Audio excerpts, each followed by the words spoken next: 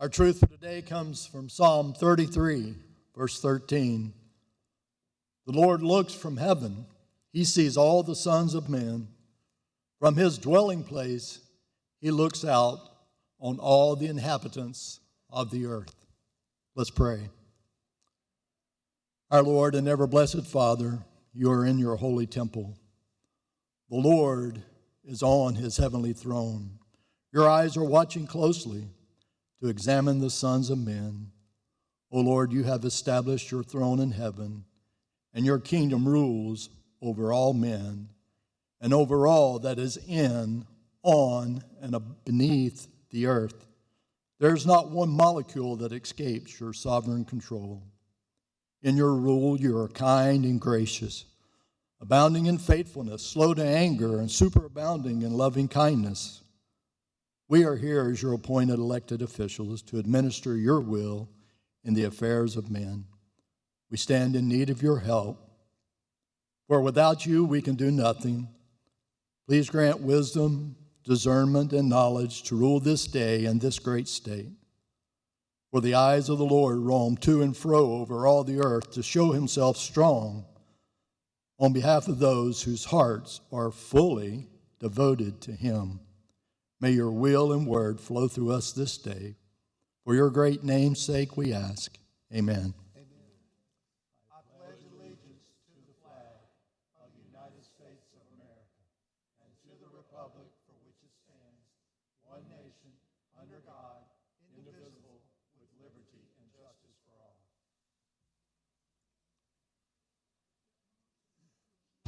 We're in the roll call period. All members, please record your presence. We're in the roll call period.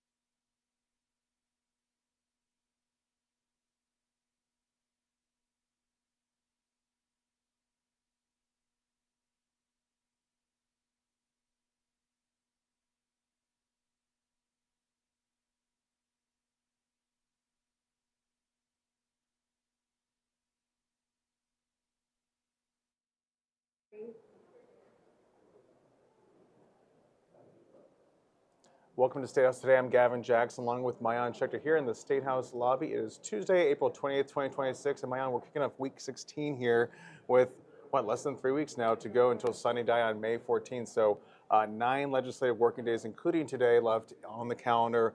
And speaking of calendars, we got some big stuff on the calendars in the House and the Senate, which both gavelled in right now at noon. The House has a 21-page calendar, and then you go over to the Senate, and you double it. They have 44 pages to work through, 9 legislative working days. We've been talking about this. I don't know if that math actually adds up. That there are 9 days left? How you add 44 pages in 9 days and what you can get done that time. And there's more coming too when you look at what's going on in the meetings after session today, specifically in the Senate with the Judiciary having a meeting. They got like a dozen bills on that committee hearing meeting. It's like, right. Well, you can add more. Right. Well, the reality is, of course, we know every single year, particularly at the end of a 2-year session, there are hundreds of bills that get filed, starting actually back in 2024, because there is even a committee hearing this week on bills that were pre-filed in 2024, which seems like a decade ago. Most of those bills are not going anywhere this year. Even bills that are on agendas right now doesn't necessarily mean that they will be finalized and turned into law by Sine Die on May 14th or even past that. So TBD on that, but yeah, a lot of growing priorities. Working through all these bills and then putting them on the calendar, I guess it's just to maybe get them positioned for the next session or just show that they've got some movement. But again, when you see a 44-page calendar in the Senate plus all these bills and these other committees after we gavel out today, it's just wishful thinking, I suppose. Right, and I think absolutely for the Senate, there's a lot of bills that have made it through subcommittee, that have made it through full committee, and let's, for example, talk about data center legislation.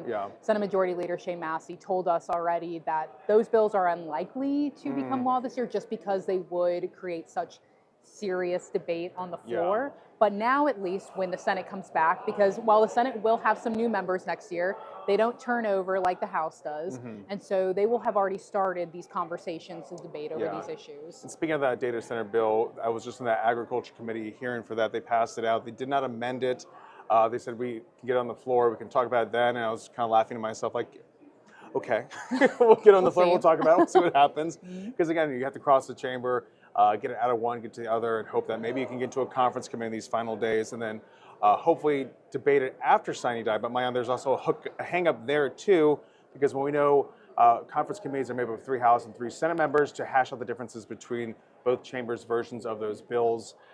Those can happen after signing day, the last day of session, but that's if there's a resolution to say that you can come back to do those things. And right now, There's no sine die resolution. The Senate has passed one. They've called it a clean sine die resolution, so it does include taking up issues like the budget, conference committees, the governor's vetoes. But the House has yet to pass it and bring it up on the floor. Now, they have started to kind of move some separate legislation that perhaps would allow them just to do the budget after sine die, but that still also hasn't been passed by both chambers. So right now, it's a massive question mark whether we are going to be, whether lawmakers are going to be able to do a lot of work post May 14th, or whether the final week of session, which is always the most chaotic week of session, will be even more chaotic this year. So we'll see. Yeah, we'll be looking into that further. We'll be talking about that on the Gavel, where you can find our recaps and our forecasts for the day, not weather forecasts, but legislative forecasts at scetv.org/the Gavel, Tuesday through Friday. We only have 3 more weeks of those, Mayan. Aren't you gonna miss?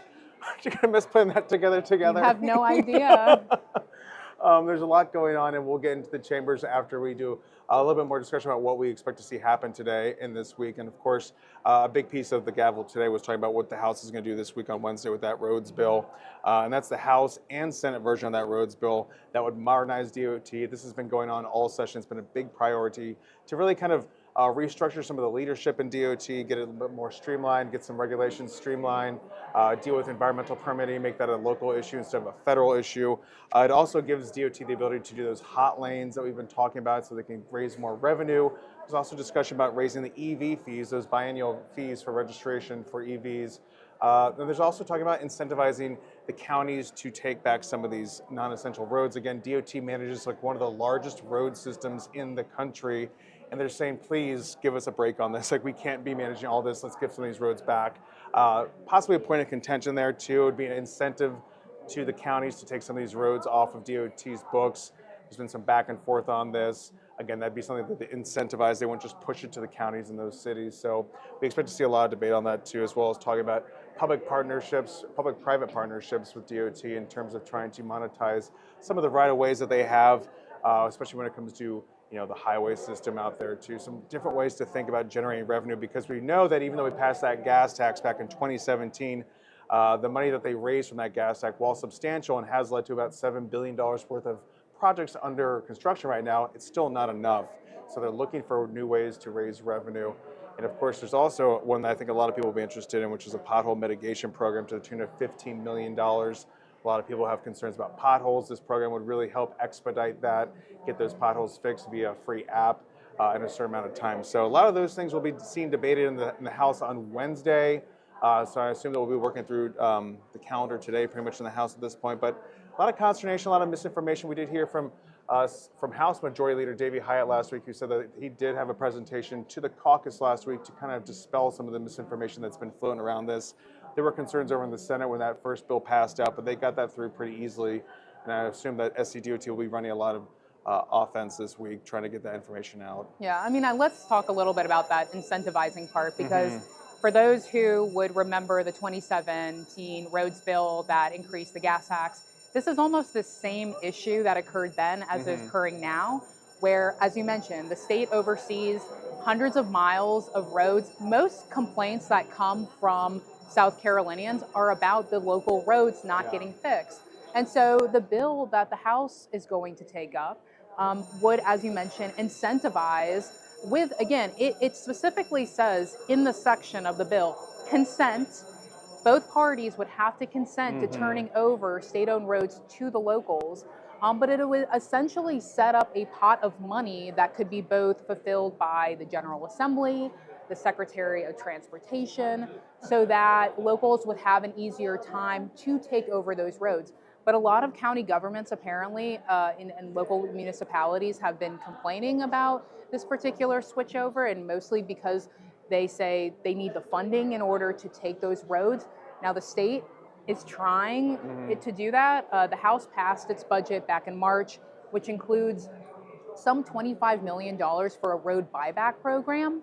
The Senate did a bit less, $12.5 million, but also the Senate put $200 million for the local county transportation committees, while the House put in $100 million. But those are just to really maintain the roads that are existing now, right? That they already oversee. And so as Majority Leader Davey Hiott mentioned to you, given the fact that there's been, quote, too much confusion, there has been some misinformation about it on social media, that they are likely going to cut that part out of the bill. Again, this is an issue that most South Carolinians complain about, but it appears that the House, particularly the House GOP caucus, doesn't have the votes, I guess, to really get that part of the bill across the finish line. And again, in speaking with other folks about that particular part of the bill, maybe other controversial parts of the bill, because it is such a large, massive piece of legislation, do you want to withhold the passage of that legislation just because of these parts? Yeah. Probably not. So, you know, right. I think there's going to be, I think that particular part of the bill is going to get some debate if it even comes up for a debate, or if they amend it quickly on the floor. And then there are others, the EV registration car fees being one, maybe even turning the secretary into a cabinet position. That could be another bit of consternation, even though it does appear that there seems to be some support between both chambers on that one as well. Yeah, there's restructuring aspects of it too, and also some internal movements to really kind of empower more of these undersecretaries versus the commission. Because originally there was talk about eliminating the commission. That's been changed in both bills. That's not going to happen, but there's a little bit of a loosening of their power and a redistribution of that power amongst those in the DOT too. So there's a lot of changes happening, and I expect us also to be hearing more about just what they're going to see, especially on the campaign trail. Like we've talked about this before, a lot of people complaining about what's going on with the roads program and what's happening with our roads, and everyone's picking these fights too. And then here we are trying to fix this, and then we're also at the same time watering down this bill at the same time. So it's kind of hard to say that you're doing something while at the same time not doing as much as can be done because there's some internal consternation among the GOP. Yeah, it'll be interesting to see, I think, how this policy bill kind of matches up with the fact that every single member of the South Carolina House of Representatives, I mean, give or take some who don't have any challengers, are up for re-election this year. And certainly, again, as we've talked about many, many times on this show, roads are a personal issue to every single voter, to every single lawmaker. When you were talking about the county transportation committees, and I think that's an important aspect that a lot of people really don't realize how much power those little groups have, and the delegations that appoint them, legislative delegations. Lawmakers are sometimes on them. And there's aspects of this bill that will help provide greater transparency there too, because really that's the first step a lot of people don't think about doing, is like you really need to petition your city, your county councils, and also your county transportation committees to really try to get those local roads. And that's something that DOT, again, we're talking about incentivizing these roads going back, because they're worried about the bigger roads, the highways, the interstates, and that will be, I think, a very interesting debate to have too, because there's some favoritism, some close ties to those CTCs, but at the same time to raise all the standards too and get everyone on the same page, because that's always been a concern about corruption and issues and concerns about DOT. And of course, we've always talked about the multiple audits, and there's more audits in this too.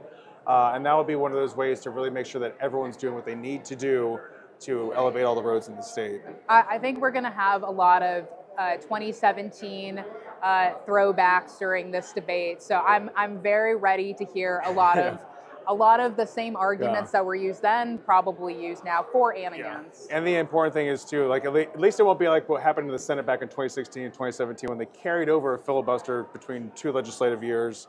We already cleared the Senate here. Don't have time for that. The House has a day, and we'll get on that on Wednesday too. And then, Maya, what's happening over in the Senate today, this week, that we should be watching for? Right. We talked to Senate Majority Leader Shane Massey on Thursday. He told us, look, they have got to work through the calendar. Obviously, they spent a bulk of their time on the budget last week. They passed that out.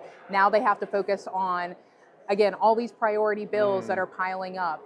It may include debating the bill from Senator Shane Martin, Republican from Spartanburg, about raising legislative pay to somewhere around the $47 $8,500 mark. Pretty Senator wild. Martin has talked about this, other lawmakers too, that the legislature should not be for the rich, the retained, the retired.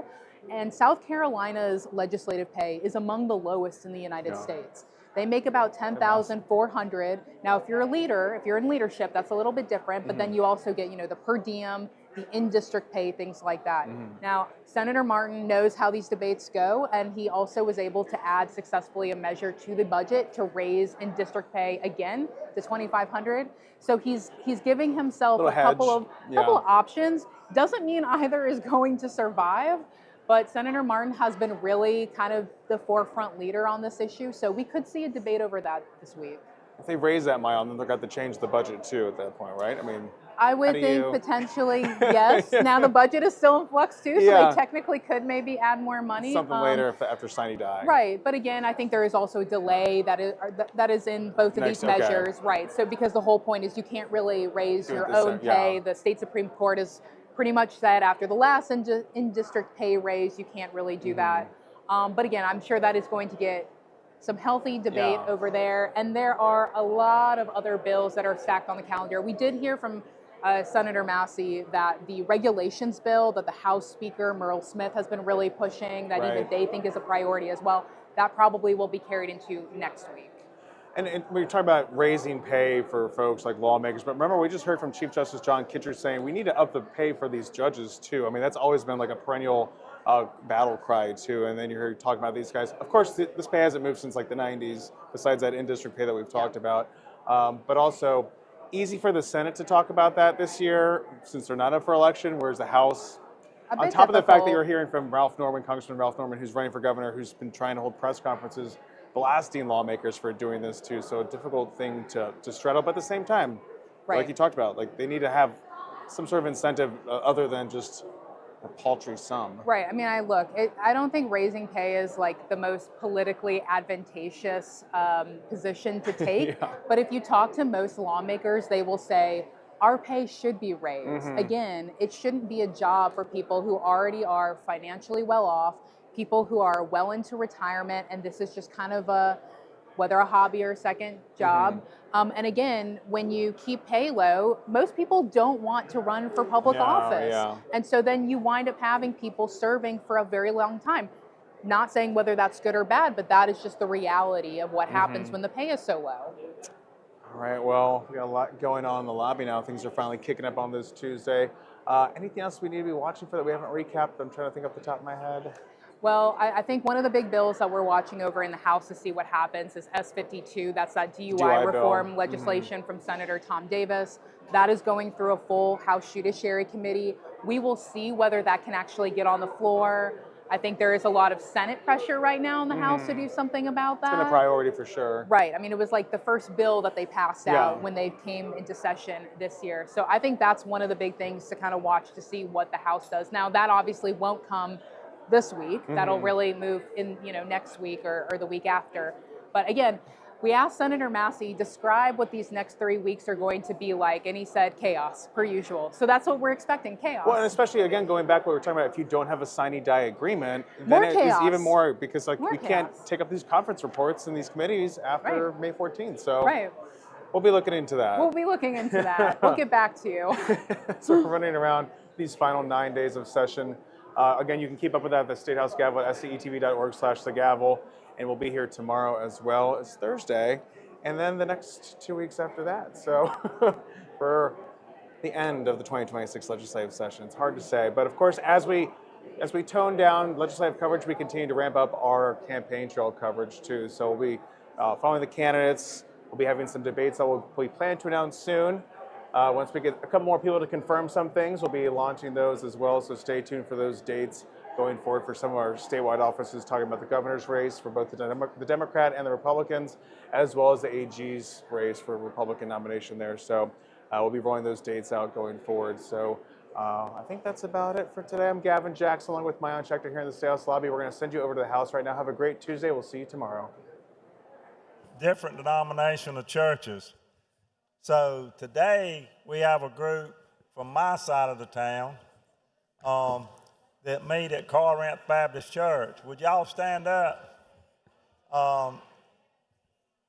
there's probably 15 or 20 of them, but about 9 of them showed up today because of inclement weather and doctor's appointments and whatnot. But they are here, maybe small in numbers, but big in their fear of God and their prayer. And so they're from Corinth Baptist Church, and I hope they start this as a yearly tradition. But maybe we'll get everybody to come one day. But the Lord blessed us. I know they've been praying for rain, and I think they brought the rain. So thank you for doing that, ladies. And my wife is part of them. So I know there's prayer warriors that's thinking about us and the things that we do. And we sometimes think that we don't have a care in the world. But when we do have a care in the world, we have people like this praying for us and praying for our state and community and nation. So give them a welcome to the State House, and I hope y'all start this as a tradition. I'm going to call them right now the Corinth Baptist Church Prayer Warriors. Thank you, ladies. Welcome to State House, ladies. We covet your prayers. We appreciate you being here. I will tell you, last couple weeks ago, they do a Bible reading here, and they go through the whole Bible here at the State House. My wife's prayer group, my son calls it her youth group, came down and actually read in 15-minute increments. And so when you talk about coming back, Dennis could get the information to Jan, but my wife and her youth group really got a lot out of it and spent the day with us. It's a chance to pray with other people and read the Bible on the State House steps. I urge you to consider that next year too. Thank you. We covet your prayers, and welcome to State House. Thank you. Any further announcements? We're about to close the roll call.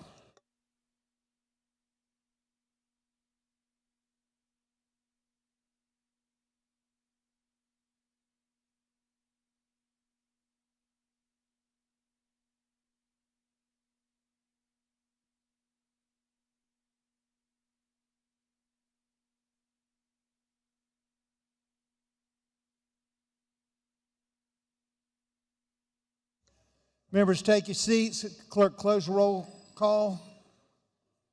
Quorum is present. Clerk will read. We have communication from the governor. Mr. President, Mr. Speaker, I am hereby transmitting my reappointment of Judge J. Camden West.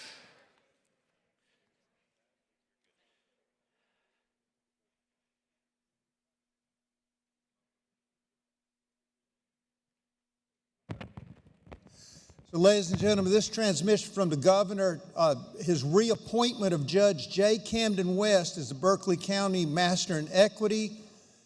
We have to vote on that here. So a roll call will be required, and voting on the board is ordered. This is confirming the governor's appointment of Judge J. Camden West of Berkeley County. Ms. Davis, Berkeley County asked you to confirm this request. Vote green to confirm, red to not.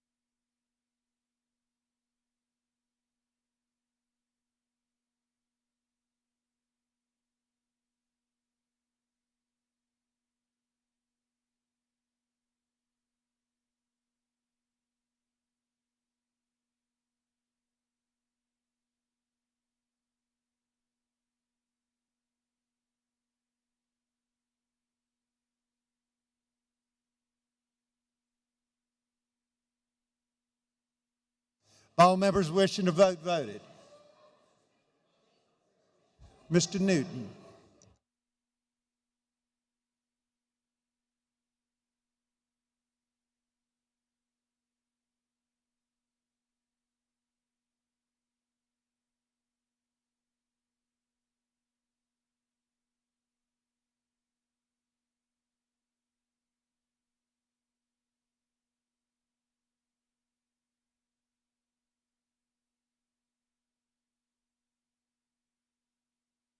About to close the roll call. All members, please. Not your presence. I'm sorry. About to close the vote. Any objection? Hearing none, clerk close the roll and tabulate. 92-0. J. Camden West is approved. Clerk will read. Committee report, Ways and Means, favorable with amendment, House 3371. Committee report. Committee report, Ways and Means, favorable as is, 5488. Committee report. Committee report, Ways and Means, favorable with amendment, House 5122. Committee report. What is it? Committee report from the Finance Committee, Senate 11, Ways and Means. Committee report. Committee report from Ways and Means, favorable as is, Senate 853. Committee report. Committee report, Ways and Means, favorable as is, Senate 863. Committee report. House Resolution, Representative Scott, congratulating Lee County First Steps. Committee report. House,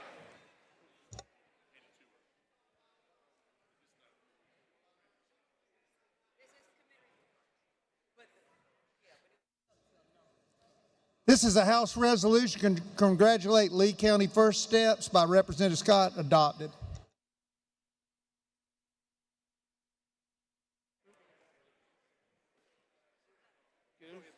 Committee report, Ways and Means, favorable as is, Senate 439. Committee report. House Resolution, Representative Scott, congratulating the congregation of Hopewell Baptist Church. Representative Scott requests to roll the House to recognize congregation of Hopewell Baptist. Do I hear any objection? Hear none, it's so ordered. Hold on one second, Mr. Clerk.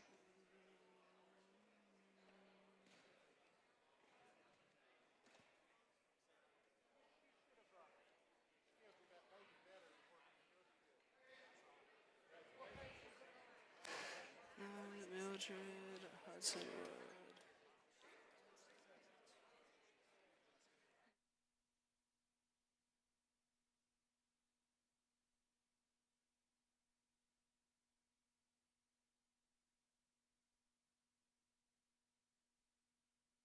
Clerk will read.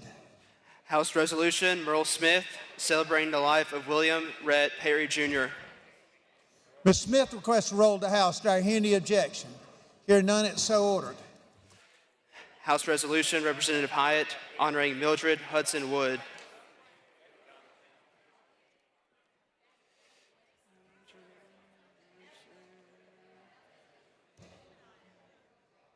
Mr. Hyatt requests to roll the House. Do I hear any objection? Hear none, it's so ordered.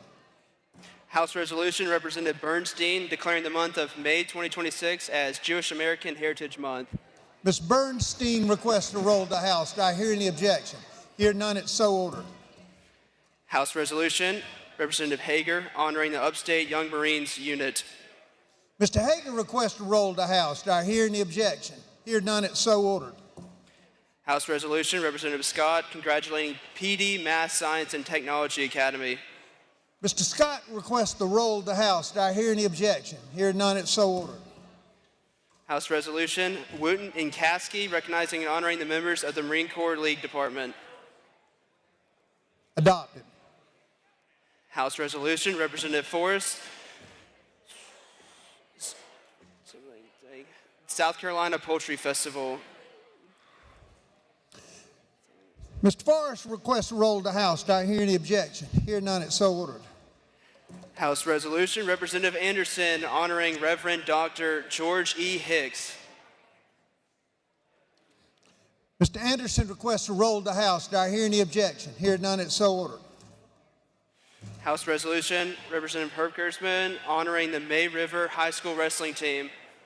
Mr. Herb Kirschman requests to roll the House. Do I hear any objection? Hear none, it's so ordered. Concurrent Resolution, Senate 1144, congratulating Congregation Beth Israel. Adopted. New introduction, Representative Guffey and Travis Moore, disseminating intimate images without consent. Judiciary. New introduction, Weston Newton, relating to secondary metals recyclers permits.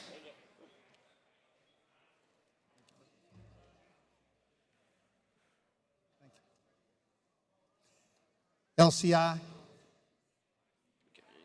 New introductions, Weston Newton, authorizing local governing bodies to adopt ordinances for the civil enforcement of traffic violations. Judiciary.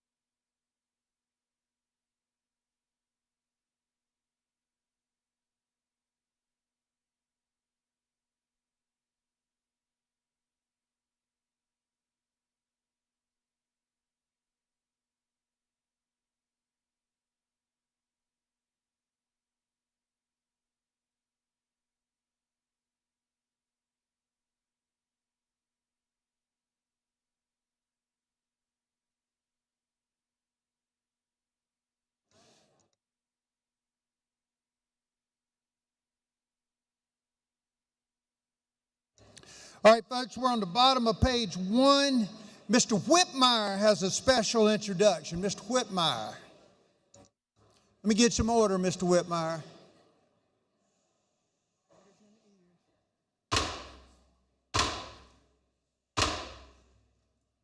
Folks, if you'd take your seats, please. Sergeant. Sergeant. Escort Mr. Hyde out if need be. Mr. Whitmire is recognized. Thank you, Mr. Speaker. I see all these lovely young ladies standing up from Walhalla High School. Very excited. Representative Duncan is up there with the coach. And unfortunately, President Alexander wanted to be here, but he has a little business across the hall. Give me 1 second, Mr. Whitmire. Folks, if this was your team, you would want them to have respect. So let's please do the same for these young ladies. If you got a conversation, take it outside, please. Mr. Whitmire. Thank you, Mr. Speaker. These young ladies won the 3A state basketball championship for the second straight time. They ran through their last 21 games undefeated, had no problems in the upstate, and then they beat Keenan, which I think that's Representative Howard's area, I'm not sure, 70-58, and it really wasn't that close. So congratulations to those guys. I see he's not here, that's probably why. I just want to talk about some of the young ladies and why we're so proud of them. The sophomore by the name of Bailey Cannon was all region. We had Ashlyn Frick, who was a junior. She was all region, but she also was the state championship player of the game. Senior Miley White was all region, and she's also signed a scholarship to go to Southern Wesleyan University this year and play. And finally, Cammie Roach, who is a senior. Listen to this, folks. 4-time All-State, 3-time Region Player of the Year, 2025 State Player of the Year, selected for the North-South game, and also will play for Southern Wesleyan University. Let me just call out the names of everybody so I don't forget any of the players. Bailey Cannon, if you just raise your hand.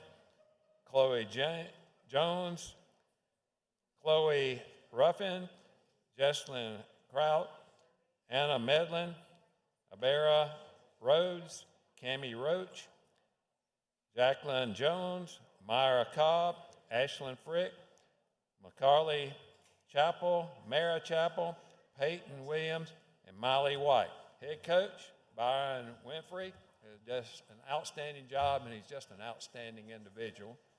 And also assisted by Gary Woodard. Athletic director is Alan Siegler. The principal is Jennifer Crawford, one of my former students, who's done pretty well for herself. So, Mr. Speaker, if you would, let us recognize the Walhalla State Champions for the second time, Razorbacks. Let's congratulate Walhalla in the state championship. Welcome, ladies. I know your community's proud of you.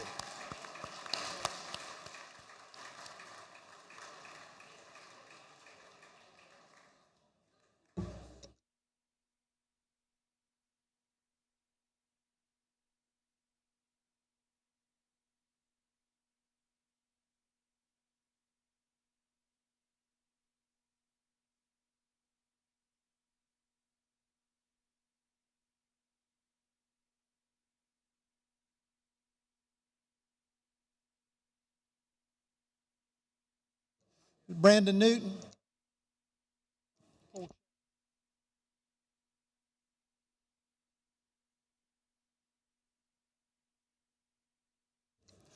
right, folks, we're on the bottom, page 1. Please take your seats. We're on the calendar. Clerk will read. Senate 416, Education Committee, favor with Amendment Number 1, the committee report. Ms. Erickson moves to adjourn debate on Senate 416. All in favor say aye. All opposed, the ayes have it.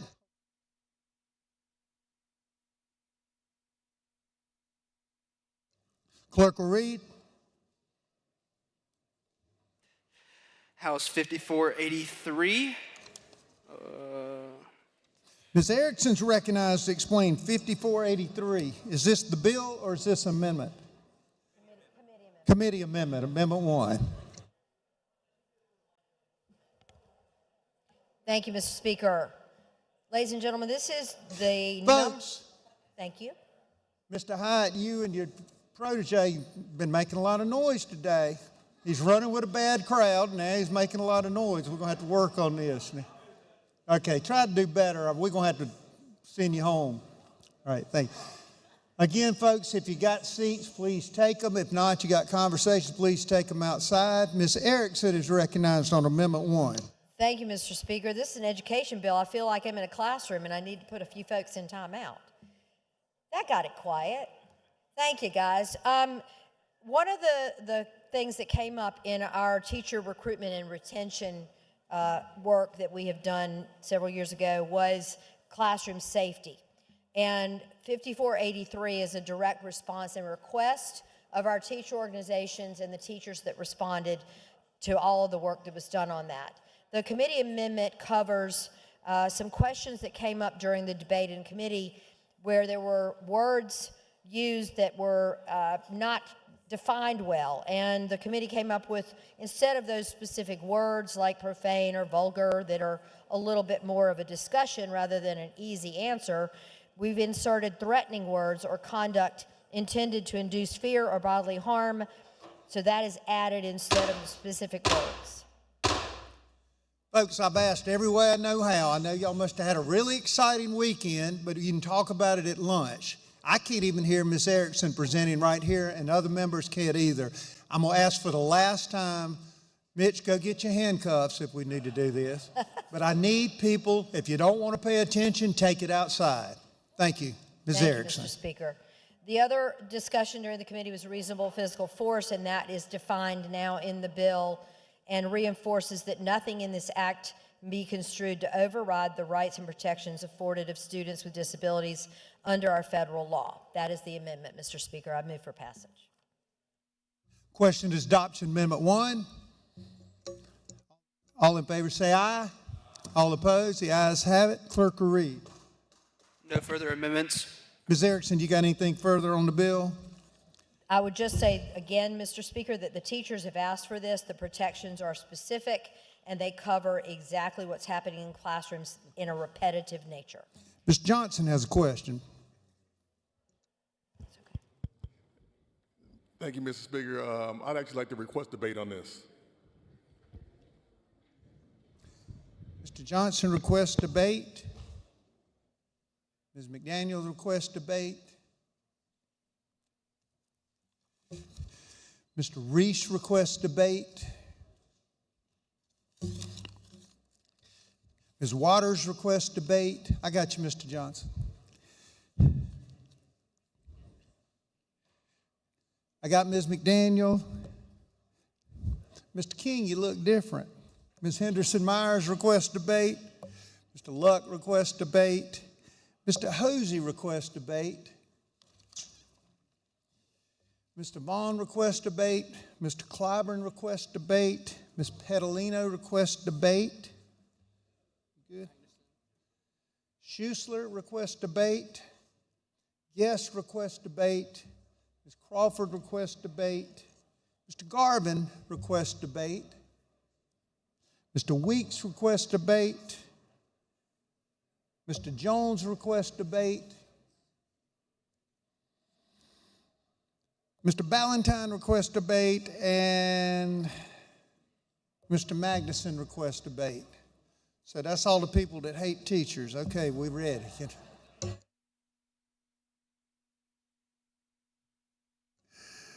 All righty, that will go on the contested calendar, and the clerk will read. Senate 718, LCI Committee, favorable with Amendment Number 1, Committee Report. Mr. Brandon Newton moves to adjourn debate on Senate 718. All in favor say aye. All opposed, the ayes have it. Senate 718 is adjourned. Clerk will read. Senate 851, LCI, favorable as is. Mr. Brandon Newton moves to adjourn debate on Senate 851. All in favor say aye. All opposed, the ayes have it. The debate is adjourned on 851. Brings us bottom page 3. Clerk will read. Senate 196, LCI, favorable as is. Mr. Brandon Newton moves to adjourn debate on 196. All in favor say aye. All opposed, the ayes have it. Debate is adjourned on 196. Brings us page 4. Clerk will read.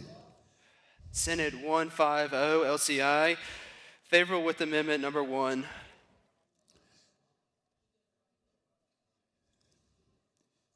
Mr. Hewitt moves to adjourn debate on Senate 150. All in favor say aye. All opposed, the ayes have it. Debate is adjourned. Bottom page 4, clerk will read. Senate 697, LCI Committee, favorable as is. Mr. Hewitt moves to adjourn debate on 697. All in favor say aye. All opposed, the ayes have it. 697 is adjourned. Bottom page 4, clerk will read. Senate 715, LCI Committee, favorable as is. Mr. Hewitt moves to adjourn debate on 715. All in favor say aye. All opposed, the ayes have it. That brings us over to the top of page 6. Clerk will read. Senate 325, LCI Committee, favorable as is, with Amendment Number 1 from Representative Cobb Hunter. Mr. Hewitt moves to adjourn debate on Senate 325. All in favor say aye. All opposed, the ayes have it. The debate is adjourned on 325. Clerk will read. Senate 163, LCI Committee, favorable as is. Mr. Hewitt moves to adjourn debate on 163. All in favor say aye. All opposed, the ayes have it. Debate is adjourned on 163.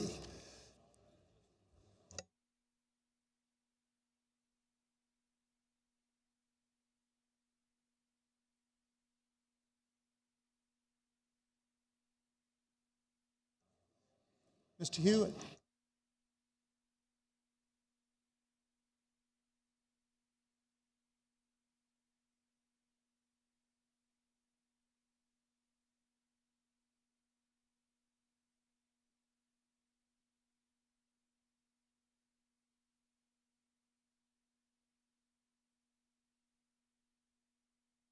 Okay, we withdraw objection request for debate. Hearing none, we're in unanimous consent request. Mr. Beach recognized. Mr. Speaker, I request unanimous consent to bring House Bill 5398 from Ways and Means Committee to be read and placed on the calendar. This is the bill that suspends the gas tax for 60 days. Okay, so you request withdraw, Mr. Beach requests that we withdraw from Ways and Means House Bill 5398. Mr. Bannister, it's a gas tax, and Mr. Bannister objects. Any more unanimous requests? Yes, ma'am. Ms. Edgerton's recognized.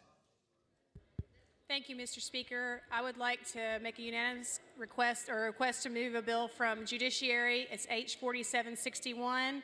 It's the American Courts Sovereignty Act. So the American Courts Sovereignty Act is House Bill 4761. In Judiciary. It's in Judiciary, and you're requesting that it be placed on the calendar. That is correct. Okay, Mr. King objects. Any further unanimous consent requests? Yes, sir. Mr. Harris. Thank you, Mr. Speaker. I request unanimous consent to Bill H5183 out of Judiciary and onto the House floor dealing with closed primaries. Mr. Harris requests unanimous consent. H5183. Mr. Govan objects. Mr. Gilmartin, do you have one too? Okay. Mr. Scott's recognized. Mr. Scott, I should have called on you a long time ago. See how quiet they get when you speak. Thank you, Mr. Speaker.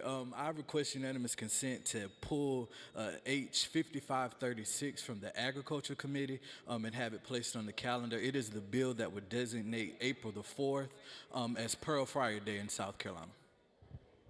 I'm sorry, sir. April 4th as what day? Pearl Friar Day. Pearl Friar?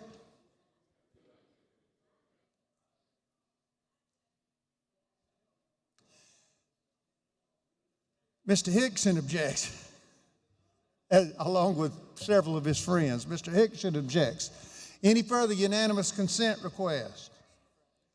Mr. Frank is recognized. Thank you, Mr. Speaker. Make a unanimous consent request to bring Bill 5503 from Judiciary, place it on the House calendar. And what does that bill do, sir? This bill seeks to provide some time for our establishments in South Carolina who are going out of business due to the liquor liability insurance laws. This bill suspends the requirement to have liquor liability insurance, buying some time as we figure out a better path forward. Ms. Wetmore objects. That was 5903. Ms. Wetmore objects. Any more? Mr. Bamberg. Thank you, Mr. Speaker. I would request unanimous consent to remove House Bill 3751 from Ways and Means and bring it to the floor, and it's regarding the taxation of digital assets and capital gains tax. Mr. Bamberg moves that okay, Mr. Bannister. Mr. Bamberg moves 3751 to the calendar from Ways and Means, and Mr. Bannister objects. Any further? Seeing none, we are now on Senate amendments. Clerk will read. The Senate returned with amendments. House 3768, originally in the Education Committee, favorable. Mr. Brandon Newton moves the House adjourn debate on 3768. All in favor say aye. All opposed, the ayes have it. Brings us to the bottom of page 7. Third reading statewide contested bills. Clerk will read. House 4270 in the Judiciary Committee, favorable with amendment. Mr. Jordan Pace is recognized to speak on 4270 as amended. Mr. Pace. Thank you, Mr. Speaker. Well, first I want to thank y'all for the well wishes and on the baby number 3. Mom and baby are happy and healthy, and appreciate that. Thank you. Yeah. I'll be passing around a collection plate later. That's 3 girls, so I gotta start planning for the future for that, and I'd appreciate, yeah, that's right. But more to the point, I didn't get a chance to speak on 4270 last week when it went through second reading, and I don't want to rehash what was said, and I appreciate many of my colleagues trying to stall second reading until today so I could be here, and I appreciate those who took up my amendments to try to improve the bill. But since we didn't get to do that, I did want to share a few things, not so much on the theoretical side. I just want to make sure everybody understands the practical reality, like the actual numbers that we're dealing with, and where this would put us regarding other states. So I did some research. You may be interested to know that amongst all the states that have eliminations from the public record of any eviction actions, if we were to pass this bill, the Senate were to pass it unchanged, and the governor were to sign it, this bill would put us to the left of California. It would put us far to the left of California because no other states have an automatic, no conditions otherwise necessary elimination of the public record for a writ of ejection. California, Oregon, New York, stalwarts of conservative housing policy, they have automatic eliminations from the public record of actions taken. So if a eviction is filed but not completed, if a writ of ejection is not actually signed by a judge, if the tenant and the landlord come to a mutual understanding and work their problems out, those kind of things get eliminated from California and Oregon and a handful of other states.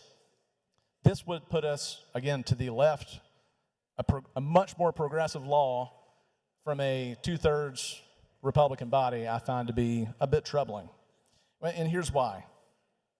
Milton Friedman, you might have heard of him, Nobel Prize-winning economist, said one of the greatest mistakes is to judge policies and programs by their intentions rather than the results. And I understand the results that want to be had from this is better access to housing, more affordable access to housing for families that have had trouble, that have been evicted in the past. But I want to, again, walk you through some things that weren't covered in the debate last week and what would happen if this were to pass. Outside of the moral and emotional pleas, just practically, what will rents do should we pass this? Because this doesn't happen in a vacuum. We'll skip that. Ladies and gentlemen, some people are saying they can't hear again. Mr. Newton said I was being too mean, so I'm nicely asking, can y'all be quiet so we can hear Mr. Pace? Thank you. Thank you, Mr. Speaker. Again, California has extensive tenant protections. They restrict reporting on eviction filings, but not actual evictions.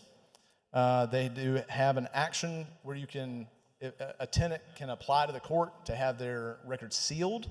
That was one of the amendments that I proposed last week that unfortunately didn't pass. And then they have some stuff from COVID that is a bit of an exception to their rules. What has happened in California? Well, they have the most expensive housing market in the country. And they've also had to add things like rent stabilization, rent control. They've restricted deposit amounts, like how much deposits can increase, not market principles. Oregon passed statewide rent control in 2019. They also have similar policies to this bill, but again, not quite as strong because it's just filings and not actual writs of ejection.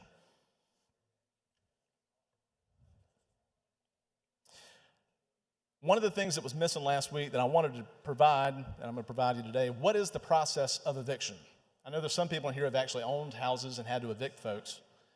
I at one time, owned 2 rental houses. COVID scared me from that when the federal government came in and said, you don't have to pay rent, tenants, you can just bankrupt your landlord and there'll be no repercussions. So I sold mine.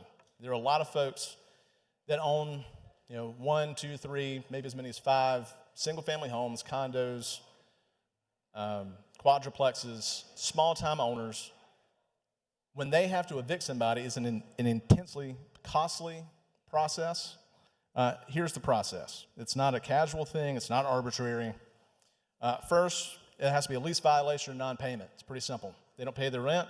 You would think, if you've never done this, if they don't pay the rent, they have to go to the judge and say, the tenant hasn't paid the rent, here's the proof. And the judge says, all right, here's a writ of expulsion, and then they're out on the curb. That is not how this works. It is not quick, it's not simple, it's not cheap. If you're the landlord, you have to give formal, legally compliant notice to the tenant that they're out of bounds of the lease. Either they haven't paid, they've destroyed property, they've violated the terms of the lease. You have to give them an opportunity to cure those problems. And that cure process can take weeks. In theory, it could take months if a judge deems it necessary to cure those problems. And ideally, and most of the time, frankly, those things get cured. It gets worked out by the tenant, by the landlord, because it is much easier to work it out for the landlord than it is to find new tenants to go through this eviction process. But if that's not cured, the landlord has to go to a magistrate court. And magistrate courts are a bit busy. We've talked about those this year. When you get to the magistrate court, if you go to somewhere like North Charleston, you will find a small army of fresh-faced attorneys right out of law school looking to get credit hours, and they will be happy to provide pro bono legal services to the tenant, as they regularly do, to fulfill their service hours, filing motions, things like that, which are perfectly legal and within that tenant's rights. But if you're the landlord and you don't have an attorney, you didn't bring one with you, you're going to be in a tough spot. And that further delays. They get continuances, they get longer times to cure, all while not paying rent, and many times, or destroy property. Of whatever reason, this landlord is having to take on the burden of that. So filing fees, service costs, administrative delays, the landlord many times has to hire an attorney to counter the pro bono attorney of the tenant. Then you get into the backlogs, the judicial backlogs, the tenant defenses, the continuances. If you get through all that, many months later, after having to cover the mortgage, if you have one, as many of these small-time landlords do, then you get to the writ of ejection. Several months later, several months of non-payment. It is not an easy thing to get the writ of ejection. Many judges don't like to do them. Many landlords don't like to get there. Again, this is not like a fun thing that they enjoy kicking tenants out. Usually they have a relationship with the tenants, these small-time landlords. These aren't big apartment complexes, big multinational firms. We're talking hundreds, more likely thousands of dollars per case on the landlord to get this writ of ejection. So what's going to happen if we pass this? If you're a small-time landlord, How do you make up for this risk? Because this will increase risk for those small-time landlords. Most practically, they're probably going to lean heavily on credit checks. And if the landlord, let's say someone's had an eviction in the last 7 years, 5 years, unless that landlord reported that non-payment to a credit reporting agency, it's not going to show up. It is on the landlord to report it. It is not an automatic thing, even if they got rid of ejection. That the landlord may not know to go do that. So it may not show up on those credit reports. But likely they will lean heavily on credit reports. Also, the likely outcome would be an increase in both deposits and the actual rents. So rents would go up in two ways. One is the risk assessment. Yeah, I'll take questions in a second. So because the risk of mortgage delinquency, property tax strain, they're still having to pay insurance, these landlords are going to raise rent. So what does that mean numerically? In a conservative scenario, let's say they add 5 to 8%. For affordable housing, so that is defined as about $1,100 a month is what's considered affordable housing statewide on average. If they only raise it 5 to 8%, we're talking going from $1,100 to $1,200 a month. It's an extra $100 a month at best case scenario, so that's somewhere between $600 and $1,200 a year of how much rent will go up just from the risk assessment increase from these small-time holders. If we go to a moderate scenario, 10 to 15%, we're talking closer to $1,250, $1,300 a month on average. The other side of this, too, is how many of these landlords are going to get out of the landlord industry entirely, like I did, where the risk just becomes not enough. If I can't see if this prospective tenant has had an eviction, I'm just not going to risk renting. I'm going to sell my property. That, to me, is the most likely scenario. So what happens in that case? If you contract the affordable housing market as it stands now, well, there's only about 97 houses, affordable places to live out of 1,000 people on average across the state. What does the rent look like there?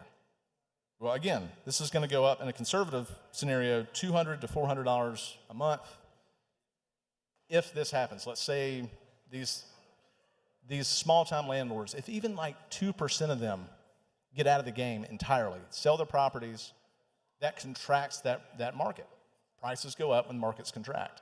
It will dissuade people from getting into that market. Again, prices go up with inflation and without the market expanding.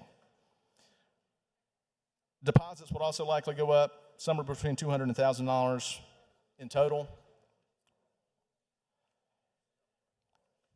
For low-income renters, this would be, again, the opposite effect of what the bill's authors intend, I believe. I think they had good intentions. I think many of you have good intentions to vote for the bill. You think it will help families and help children. My position is, and I want you to consider, is perhaps it will do the opposite. If you contract the market, prices will go up. If you throw a ball in the air, it will come down. These are economic laws just like physics laws. And that's what the bill would do. It would put us to the left of California. So,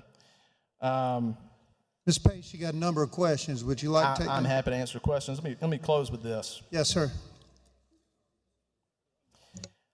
If we were to follow California's, well, actually, we'd be leading the progressive way on this, but in a similar fashion of going the way of California and Oregon, put this in place, rents go up. What follows next? What followed in California, in Oregon, in Massachusetts? When rents go up, because of government intervention, there begins calls, demands for more government intervention to limit to institute rent control, rent stabilization. So that leads to less housing, as happened in New York City, which increases prices and leads to less quality housing to live in, which again calls for more government intervention. So this is the cycle of this. There are better alternatives. We could lessen the building codes. We could go backwards on the building codes to make houses more affordable to build. We can make it more transparent for people to look up eviction records and things like that, so that the landlord and the tenant, should they've had a bad time, maybe it was during COVID or something where they lost a job, they could at least know that and discuss it and work something out. At the end of the day, I think this will make the housing crisis worse, and we undoubtedly have a housing crisis, particularly where I live in the Low Country. And this burden falls on young renters, those who are well below the poverty line, and people with kids, working class families. I think this could even affect up to like 25% of the state's affordable housing situation. That's small-time landlords, about 25% of the affordable housing across the state. I mean, this is more impactful than I think most people realize. So I'm happy to take some questions. And then at the end of that, I'm going to move to recommit the bill to LCI. I think LCI needs to take a look at this. This is a commerce issue as much as it is a judiciary issue. But I'm happy to answer questions should anybody have any. Mr. Gilliard has a question. Thank you, Mr. Speaker. Representative Goodbill, did you know that back in District 111, which I proudly represent, I have over 2,800 residents in public housing under the auspice of HUD. If this bill would become law, if it was to become law, how would that reflect public housing under HUD? Is that direct HUD Yes. holdings, or is that Section 8? Section 8. So if it's Section 8, it's privately held.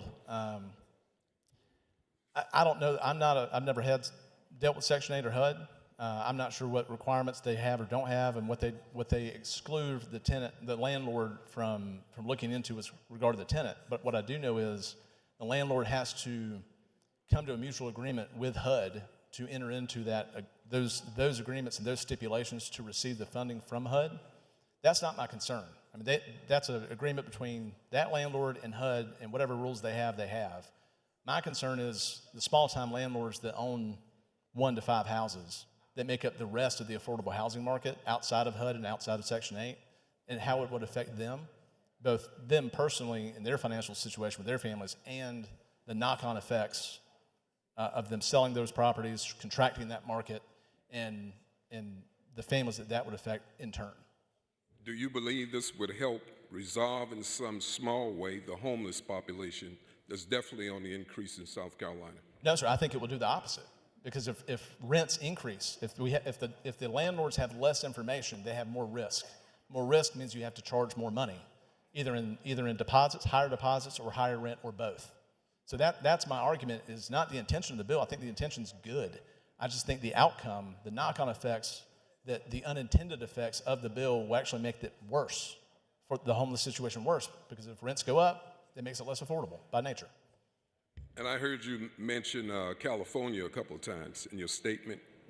Did you know that California is leading the way on putting investment in tiny homes across the state? Did you know that? In tiny homes and ADRs? You know, look, I think that's something worth looking at, is looking at zoning regulations across the state. And in many ways, it is, in most ways, the housing problems that we face as far as the market come down not so much to state policies, with this accepted, but come down to local policies regarding zoning and density, and that's on counties and municipalities. Did you know when you're under the auspice of HUD, when you're behind on your rent for whatever reason, the people's personal belongings are exposed, thrown on the front lawns, etc.? Did you know that? So I'm sorry, you cut out there in the middle. People are exposed. How are they exposed? Say that one. I couldn't hear you. They take their personal belongings when you're evicted for any reason. Correct. When you're in public housing, Section 8, okay? They take your personal belongings and they just throw out on the lawn. The lawn, I'm just using that for an example. Yeah, Okay. and that's not just HUD. That's any writ of ejection means that the sheriff's department's going to show up at the property, which does not belong to the tenant.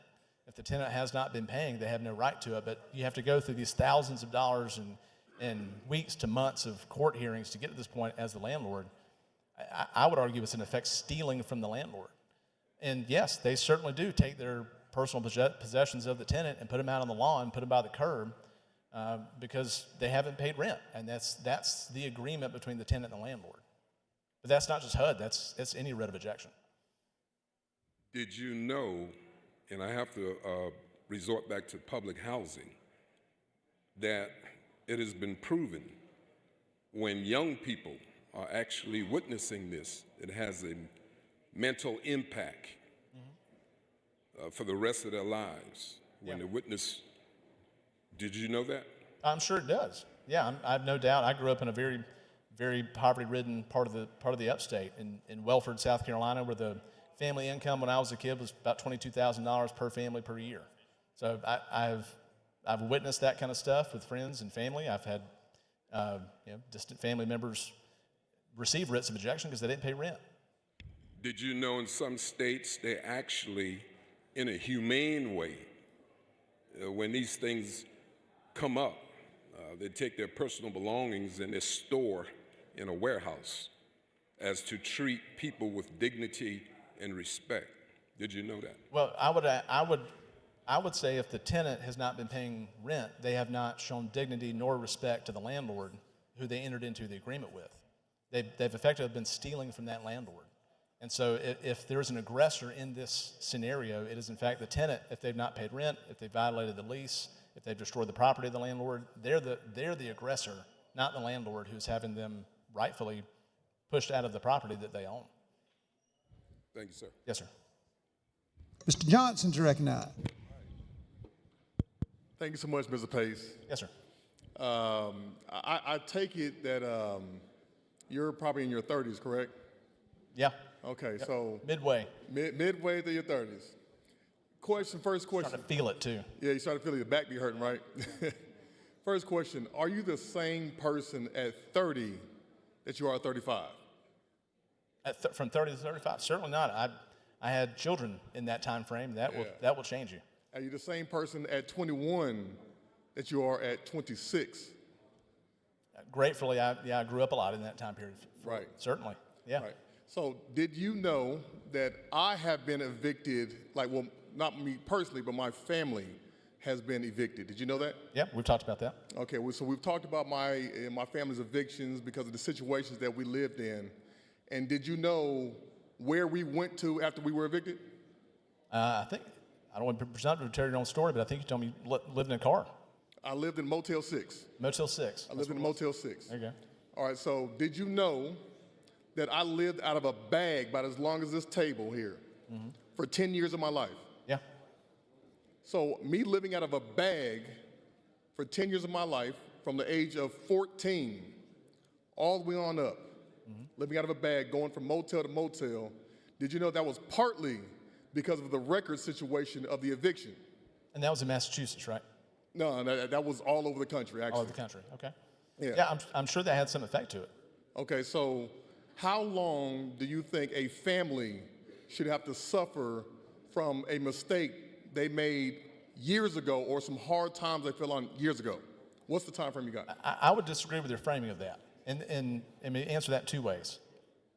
I don't think they're suffering. I don't think this is a punishment. You don't think I was suffering in a motel? I'm not saying you weren't suffering. I'm saying that the frame of that is as the eviction is following them and punishing them forever. I don't think. Hold on. Let me explain. The eviction record is a information point for the tenant to discover. For the landlord to discover, to know about the tenant. It is not. There's nowhere in any law that I can find in any state, including this one, that says if a tenant has an eviction on their record, then the landlord cannot let them lease their house, cannot give them a lease. There's no law saying that. What this bill is doing is removing that data point and increasing the risk by decreasing the information. And this is, answer the second part of this.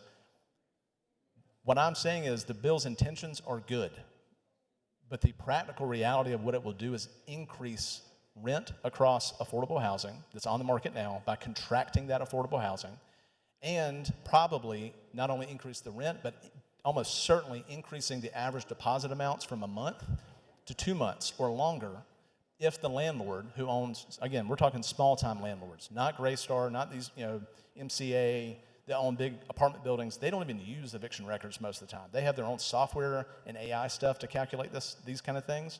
We're talking about,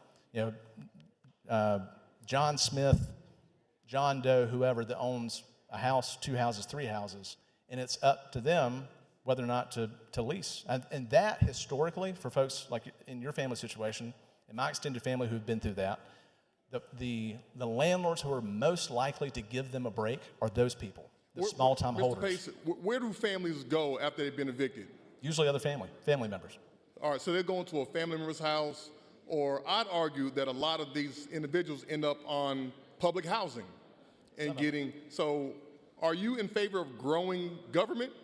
No, sir, and just like Mr. Gilliard said, if you don't pay rent, eventually, even in Section 8 in the HUD, or if you destroy the property or something like that, you can get evicted from Section 8, from HUD, from government housing. So in government housing, sometimes I've seen payments as low as $28 a month and things like that. So if an individual, if a family ends up in public housing, to subsidize that public housing, where does that money come from?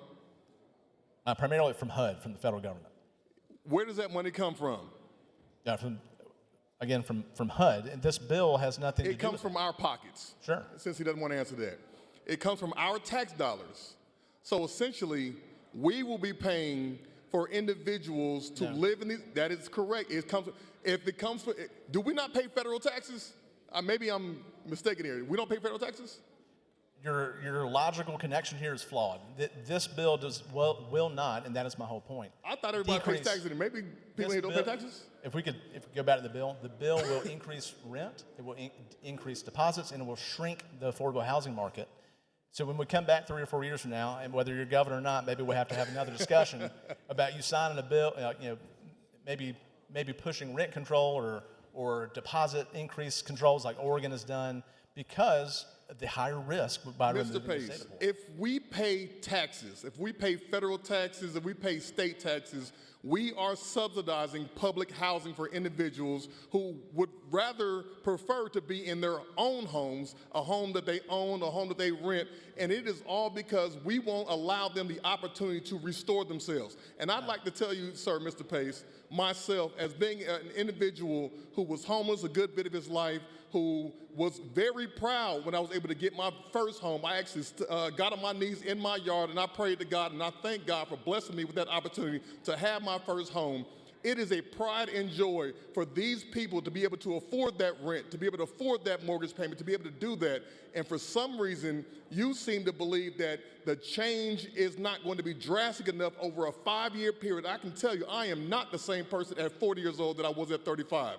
I've learned more, I've discovered more, I've seen more, and I can tell you one thing, I know the vast majority of South Carolinians would love to have their own home versus living in subsidized housing and dealing with these situations. So what is your opinion on that? My opinion is I'm proud and I'm appreciative that you overcame your circumstances. I think that is commendable. But we have to live in reality, and the reality is— That is reality. The reality is, if we contract the affordable housing market, more people will face the circumstances that you face. And again, I'm going to refer back to this. We don't live in 1780 France, where the law says if you've been evicted, if a judge is throwing you out because of an eviction, you can't get a lease anywhere. Do you know who Blackstone is? Let me finish. Who's Blackstone? Do you know Blackstone? I'm very aware.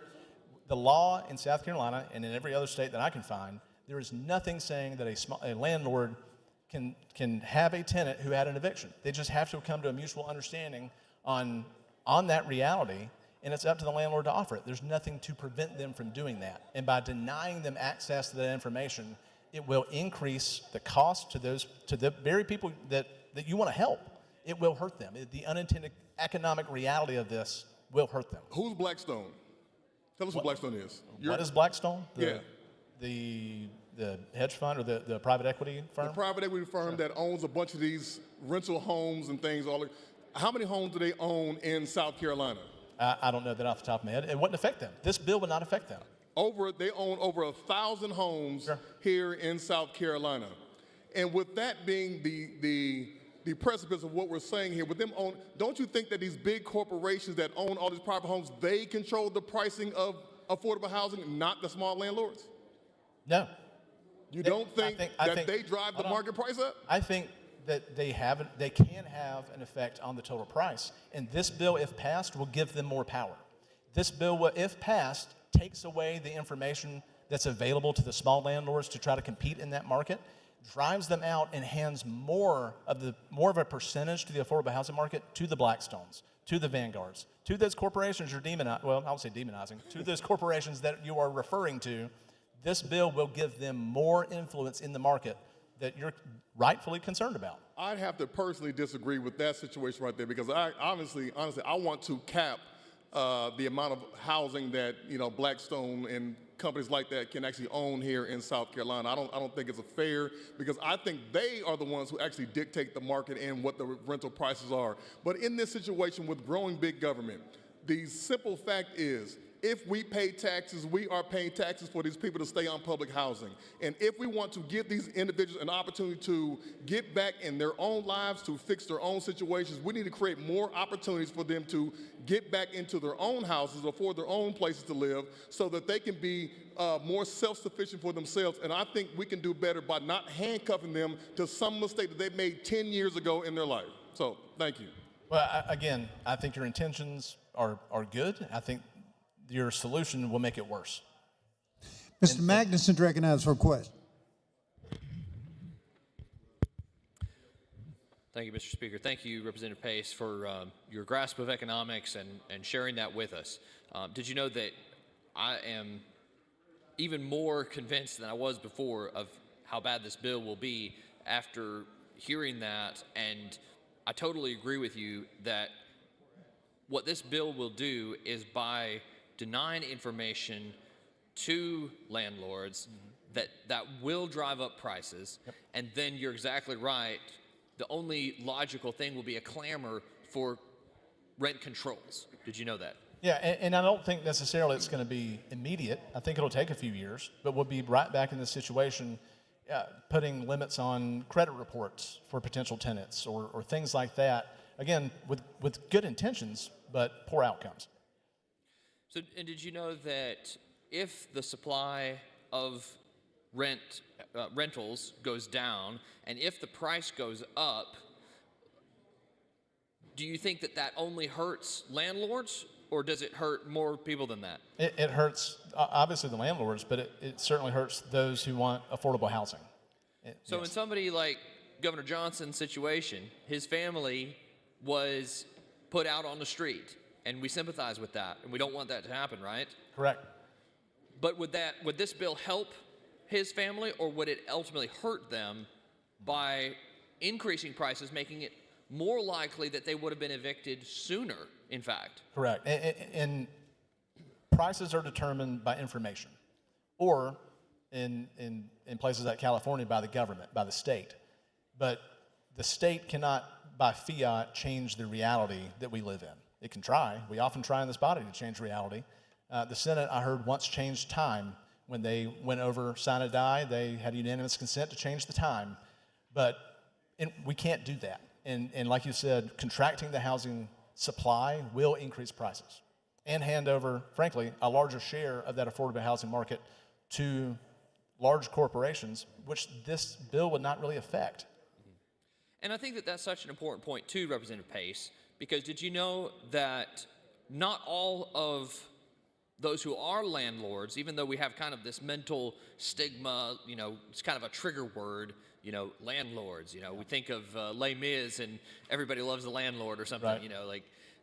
But did you know that a lot of folks that own property and rent the property, their families, their dads and moms with children like yourself, that are trying to feed their families and that are doing a good job of actually providing a service to the community?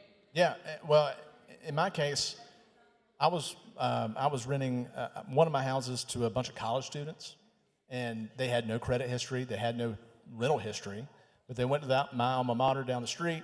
Their parents agreed to sign guarantees on it, and because of that, I leased the house to them. But when COVID came along, the risk became too great for me to risk them not paying rent, even with that guarantee, because the federal government said they don't have to pay because of this emergency. And I just had a small child. I had another one on the way, just had the third one, obviously, and that risk was too great, and I sold. And it contracted the rental market. And is that helping, even if you have a trigger against landlords, against somebody who owns property and rents it to somebody else, and you're okay with hurting those people, does that end up only hurting those people, or does it hurt those who are also renting?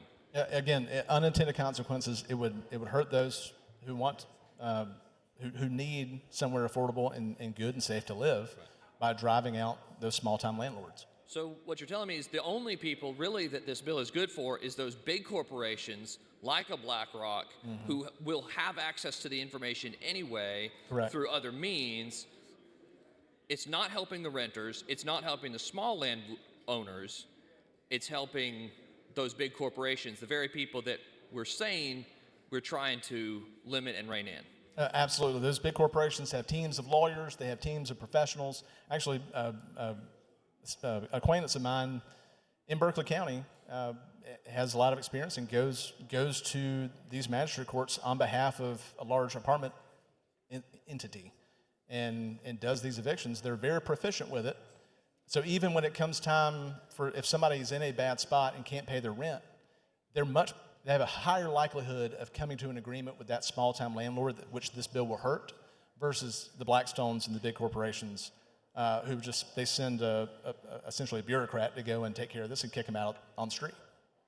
Well, thank you for taking the time to explain that to us, and I hope that we can stop this legislation. Thank you, sir. Appreciate that. I see no further. Okay. If there's no further questions, Mr. Speaker, I would move to recommit this bill to LCI. So the question is, shall the House recommit H 4270?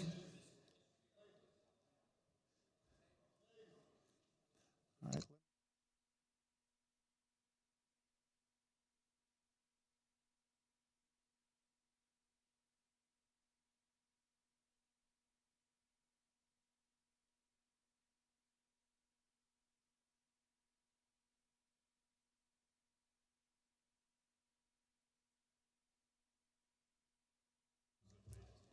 Mr. Johnson, so the question is it committed to LCI, not recommit, because it was at judiciary. Now, Mr. Johnson moves to table the motion to commit.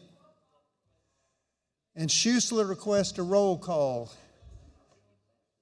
The 9 members second. 9 members do.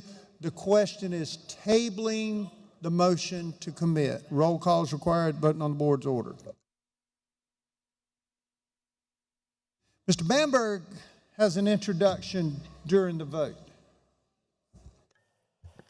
Thank you, Mr. Speaker and members of the House. If you all could stand up, I'm pleased to welcome students from the Orangeburg High School for Health Professions. This outstanding group represents a school that is producing real results with a 100% graduation rate and a 100% college acceptance rate among its senior class. These students are not only excelling academically, but many are already earning college credit and industry certifications in high-demand healthcare fields. Several are even entering college with sophomore or junior standing, and this year, a record number earned professional certifications before graduating. Plus, this year, 7 students earned an associate's degree prior to high school graduation. They reflect the kind of preparation and opportunity we want for our students across the state of South Carolina. On behalf of the House, we are so proud to have you with us, and today we ask that the members of this body welcome them to the South Carolina State House, and I would like to recognize the Executive Director, Mr. Derwin Farr, and Ms. Nicole Hagler of the SGA Advisor. Thank you, Mr. Speaker. Welcome to State House. We're honored to hear of your success. We wish you good in the future. Mr. Rose has an announcement. Mr. Rose.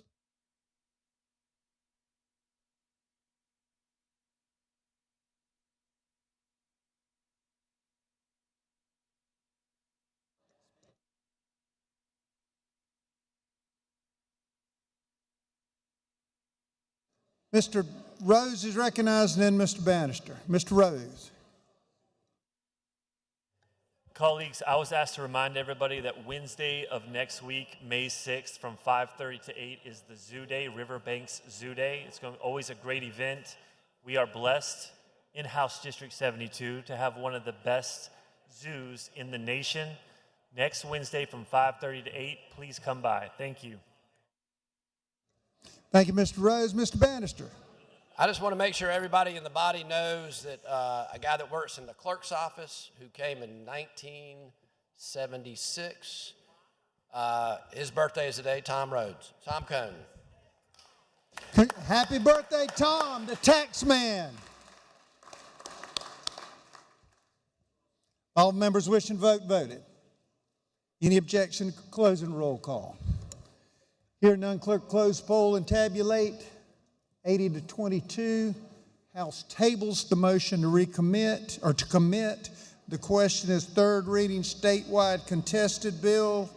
House 4270. Question is adoption on third reading. Ms. Landing wishes to be heard on 4270. Members, I know we're all ready to move on. I just want to share a couple quick things. I think we've gotten so far off topic, and I know there's others that would argue that we're not, but we spent a lot of time in judiciary on this bill, and there was a lot of talk about compassion and so forth. Here are the facts. I think most of you know I'm a financial person and have been for 41 years. Here are the facts. If you have full bankruptcy, I'm talking like completely bankrupt, can't do anything with your finances, it is expunged from your record in 10 years. If you have a Chapter 13, where you have a chance to pay things back, but it's all restructured, that is expunged from your record in 7 years. I think most of us in this room would believe that being evicted because you fell on hard times, whether it's for medical reasons or fired from a job or something else, is not as big as being bankrupt. We're simply saying, instead of a lifetime sentence that you can never get away from, that we would pass a law that says that eviction can be removed after 5 years, which means you haven't been evicted in the last 5 years. Another thing that I think has been missed in what's been said, and I think maybe even misrepresented, maybe not intentionally, is it is not true that only the big guys like Blackstone, BlackRock, and a lot of the others, only they can get information on someone if there isn't already information about evictions. That is untrue. If you look it up, anybody can pull a credit record, and tenancy screening is one of the reasons that you are allowed to pull a credit record legitimately. Someone told me it's a $15 fee. That probably depends on where you are and which credit service you're using. All you have to do is have the signature of the person who's applying for tenancy. So it is absolutely true that even a small 1 or 2 bedroom or one house or whatever landlord can get a credit record if they would like to do so for tenant screening. So those are the facts, and I wanted to make sure we all had that and that we don't turn this into some kind of much bigger, broader subject. Thank you. Thank you, Ms. Landing. Question is adoption, House Bill 4270 on third reading. All in favor say aye. All opposed? The ayes have it. 4270 is adopted. I've got a few announcements before we adjourn. One, I want to tell you that tomorrow we'll try to work completely through the calendar, including the contested bills. So whatever plans you have tomorrow, plan on spending it with us together, Ms. Cobb-Hunter. So we've got caucus meetings today upon adjournment of the House Majority Caucus, Block 112, House Minority Caucus, Block Room 305, Subcommittee meeting 30 minutes after adjournment of the House, Judiciary, Artificial Intelligence, Cybersecurity, and 110, full committee meeting upon adjournment, Judiciary, Artificial Intelligence, Block 516. Mr. Herb Kirschman and Mr. Newton have an adjourn in memory, I think, on behalf of both of them. Mr. Herb Kirschman. Mr. Herb Kirschman, what first do you rise? Mr. Speaker, thank you. I move today that we adjourn in the memory of Roberts, R-O-B-E-R-T-S, Vaux of Bluffton. Roberts Vaux was our icon in Bluffton. Roberts was a friend to all, and I'll tell you, everybody had a special memory of Roberts Vaux, and he will be missed dearly by his family and all his friends. And I'd also ask that my remarks be put in the journal. Mr. Herb Kirschman moves that when we adjourn today, we're adjourned in memory of Mr. Roberts Vaux. He and Mr. Weston Newton move this together, and it is so ordered. If you want anything in the journal, if you'd provide the desk with it, sir.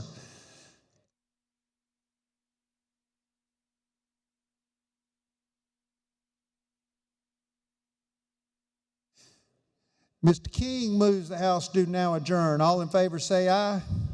All opposed? The ayes have it. House is now adjourned. So if a bill doesn't come to the floor, it's not because the minority party blocked it, though they might wish to. It's because the majority party didn't bring it forward, because they didn't want to.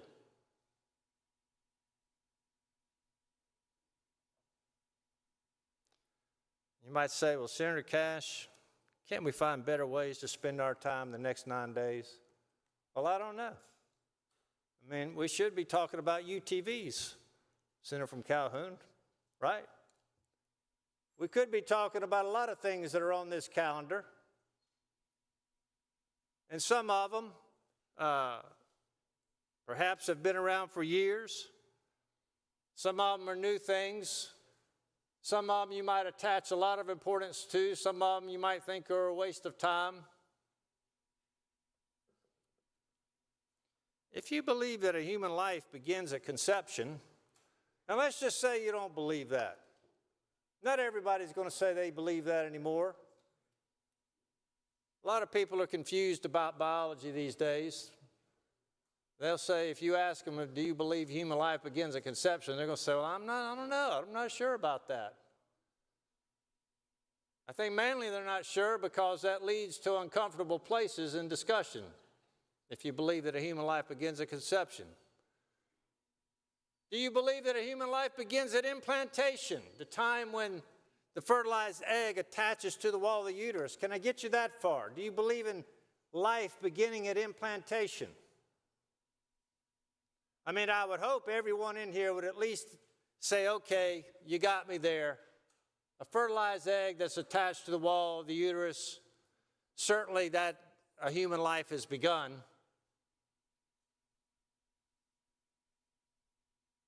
Okay, if you believe that, then I'll just say 1095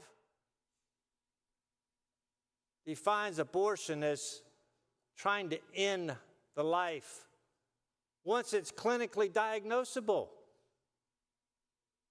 That's when the line of protection is, and clinically diagnosable is 7 to 10 days after implantation. This bill doesn't even go all the way back to fertilization. The bill says when you take that little strip pregnancy test at home and it's positive, 7 to 10 days after implantation, that now the life of that unborn child is protected in law. That's where it starts.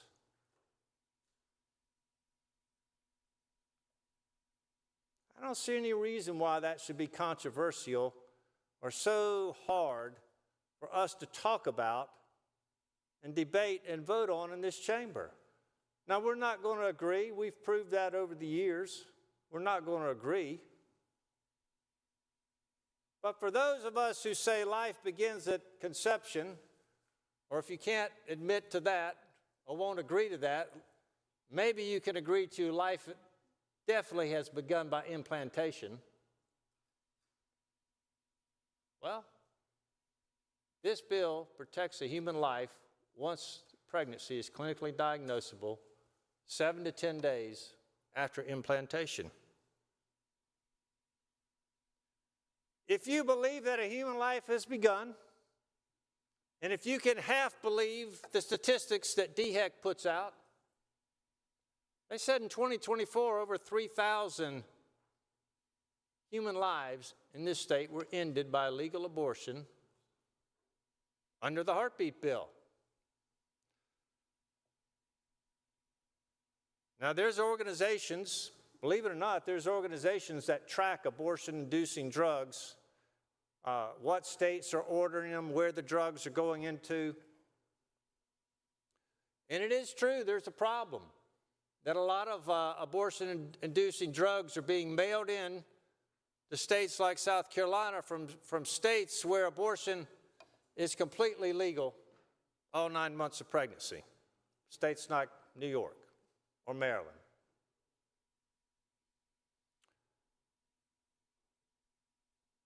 And based upon the number of drugs that are being ordered and coming into this state, the figure that DHEC gave us for 2024 of 3,025 abortions is way underreported because they have no way of reporting the drugs that come in through the mail.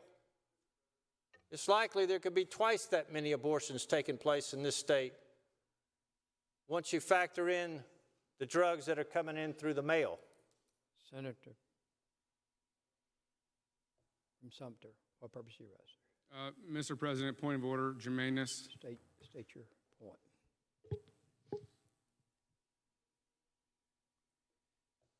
I've been listening. He's tying that in with the amendment that's before us. I would just caution that we're on Amendment 2A, but I'll allow the senator to continue. Senator from Anderson, Senator Cash. So we shouldn't be teasing and taunting police dogs and horses.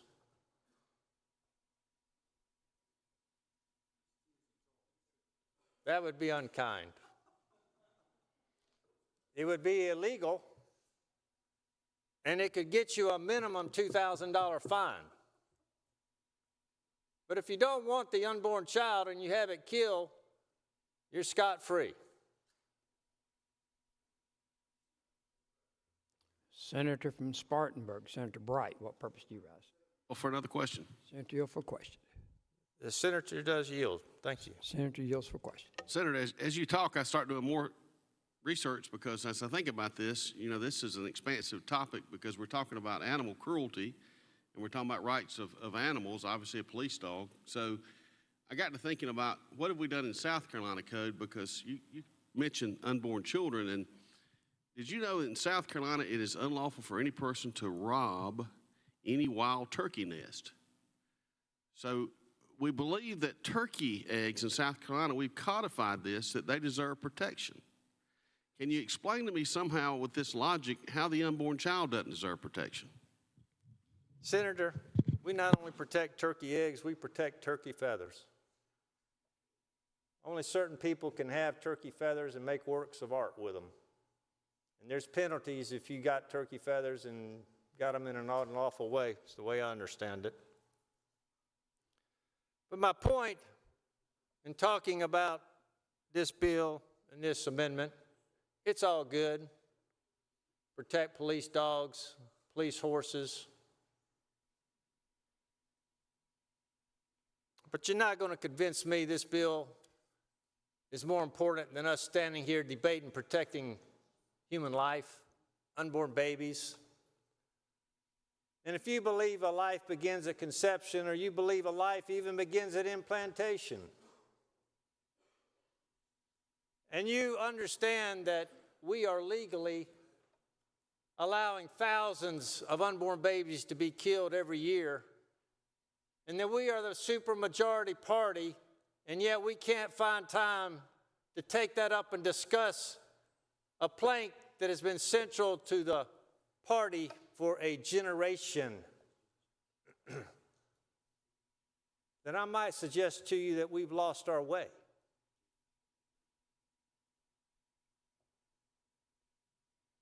I don't know how you could find something that's more important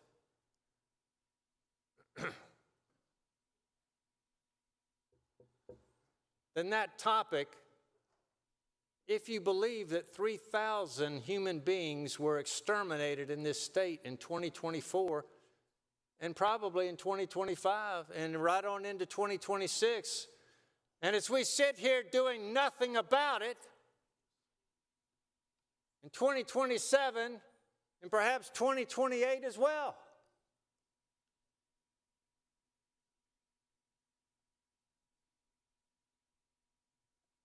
Suppose it was easy to pass pro-life bills when Roe v. Wade was in effect, because when Roe v. Wade was in effect, it didn't matter what we passed.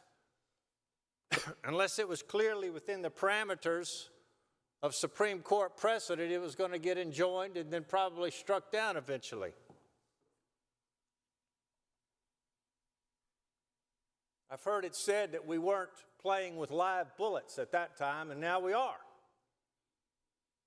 And there's something to that statement because, in fact, we are writing the law, or not writing the law, as the case may be. There is no Supreme Court that's going to tell us yes or no about this law or that law. They said, why don't y'all write the law? And we tried to once in 2022, and we failed by just a couple of votes. And we've gained a number of seats in the supermajority since then, and yet somehow it's too heavy a lift to take it up again. It might divide the caucus. It might. It's an emotional, hard to deal with issue. It tends to be divisive in nature. I can't help that. You're not going to help that.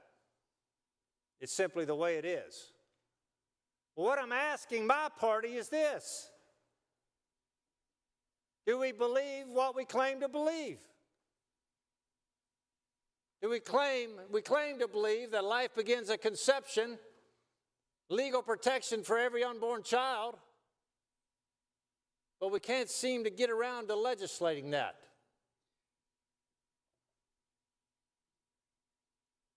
And so here we are at the end of 2026, the end of a 2-year session when there's been no pro-life bill on the floor of this chamber. It's hard for me to even imagine. I can recall when we were having this debate back in the fall of 2022, I can recall telling my Republican colleagues, if we can't pass this bill, then probably the earliest we'll be able to pass one is the spring of 2025. After elections have taken place, then perhaps there's changes in membership. It never occurred to me, honestly, it honestly never occurred to me in 2022 that not only would we not take it up in 2025, we couldn't get around to it in 2026. That never crossed my mind, that we could be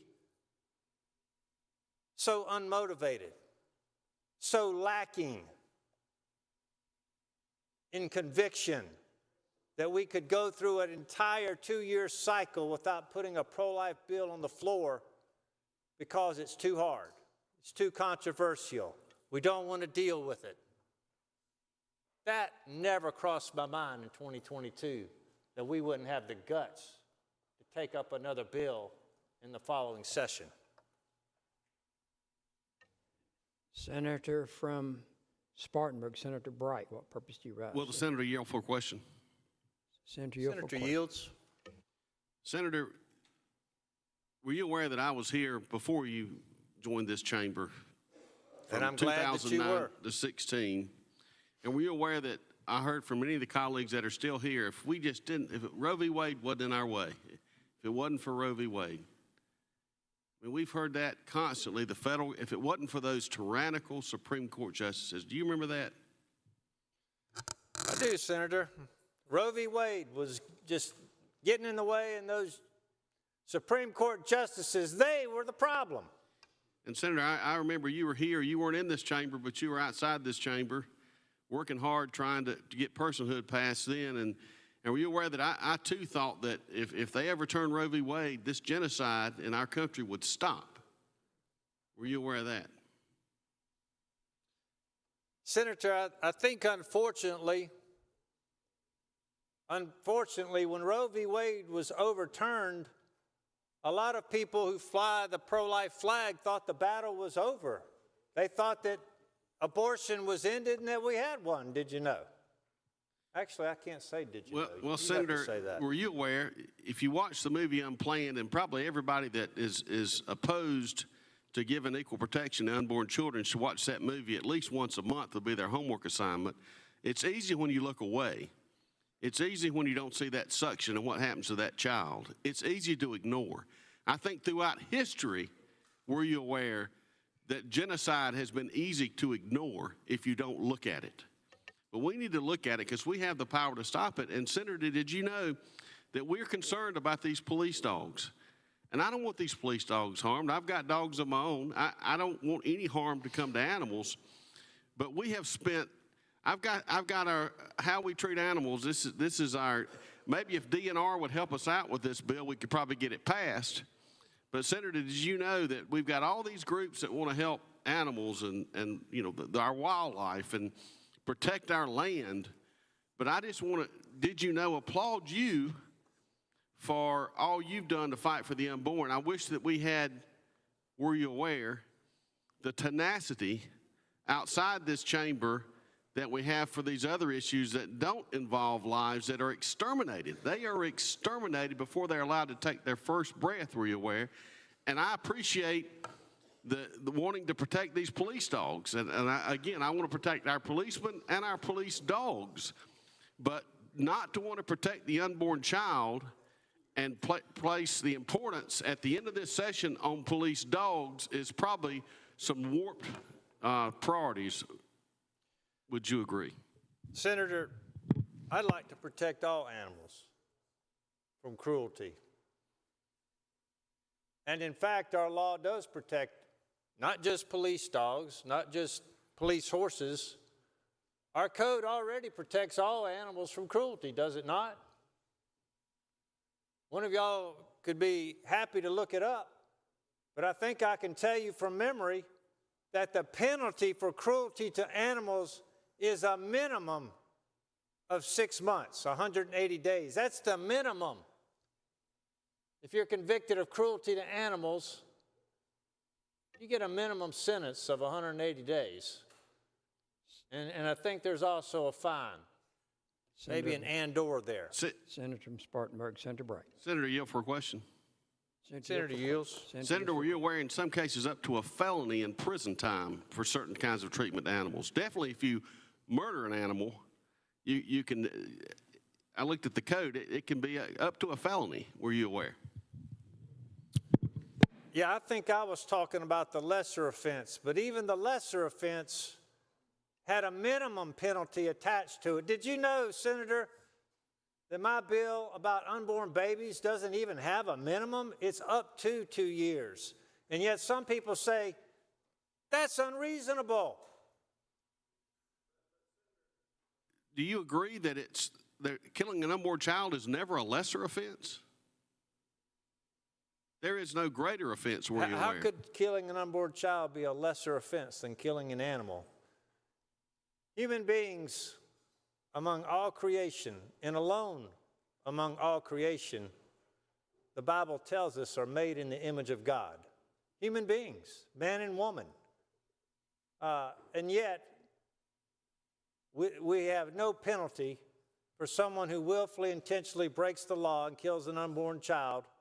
And I'm speaking of the pregnant woman, no penalty whatsoever.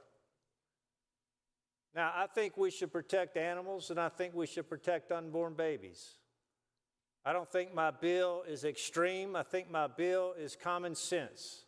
I think it's practical. I think it's reasonable. It's breathtaking to me, the logic of someone who could say that you could intentionally take the life of an unborn child, and yet you are the victim. No, the unborn child is the victim. Now, my bill provides for situations if a woman faces coercion. My bill provides for situations if a woman's food or drink is poisoned and she unintentionally takes a pill. All that's covered, all that's addressed. But somehow we've got to the point where killing an unborn child is less in our minds than the mistreating a police dog or a police horse. And that's why we're looking at penalties of time in jail, minimum fines of $2,000 for teasing and taunting.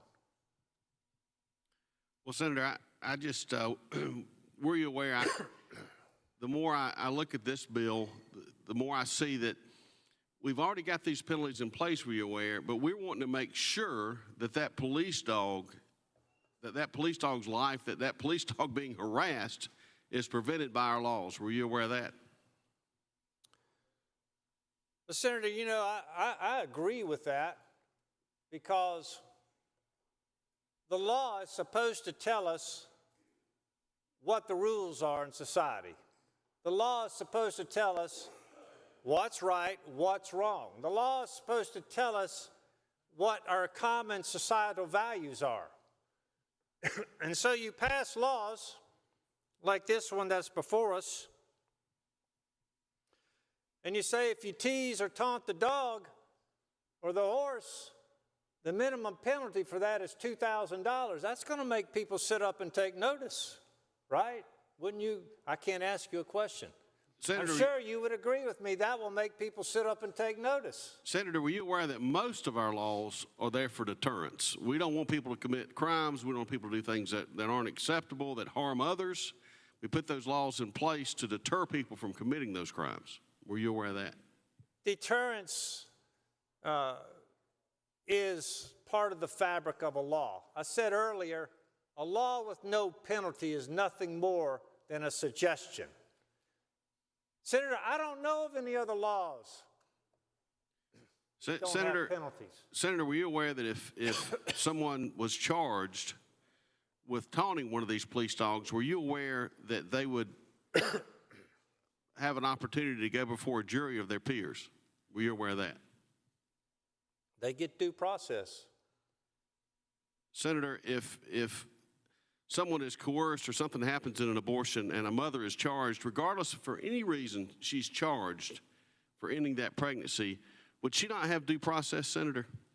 Of course she would have due process. And of course her attorney would make every defense on her behalf that the attorney could. That's what the attorney is there for, to defend. So, yes. Would there be any guarantee that a solicitor would even bring the charge? We heard today in a committee hearing about federal laws that aren't getting enforced. Is there any guarantee that even the solicitor would bring a charge? If the law is on the books, does the solicitor get to decide what he charges? Well, Senator, I've never been a solicitor, but I do believe they pick and choose which cases they want to pursue based upon the evidence and based upon the strength of the case.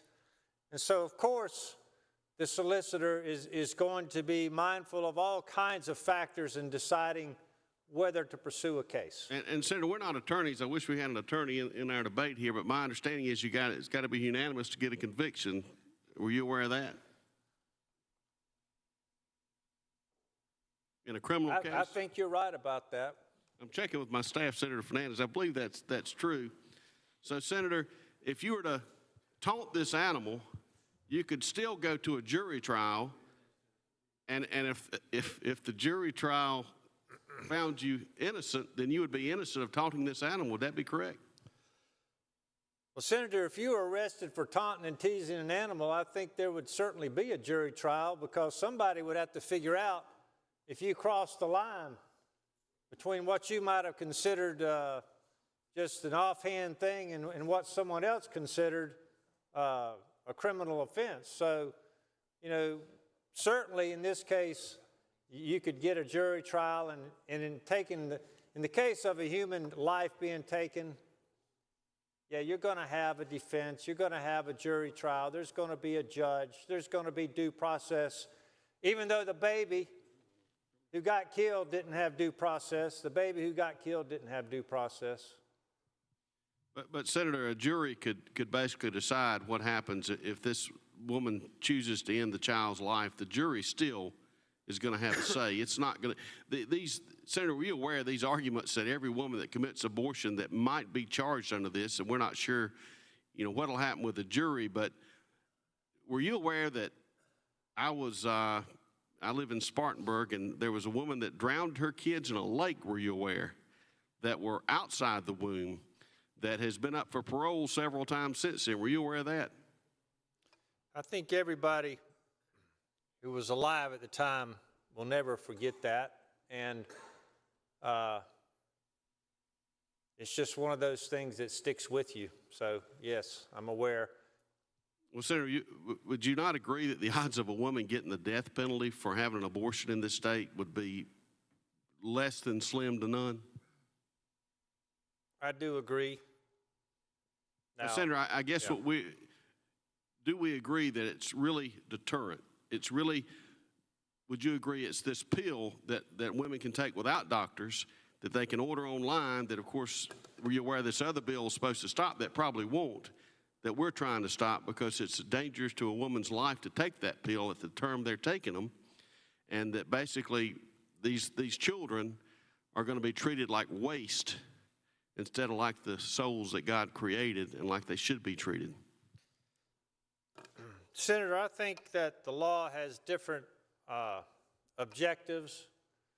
It's put out there to teach all society, this is our values, this is what's right, this is what's wrong.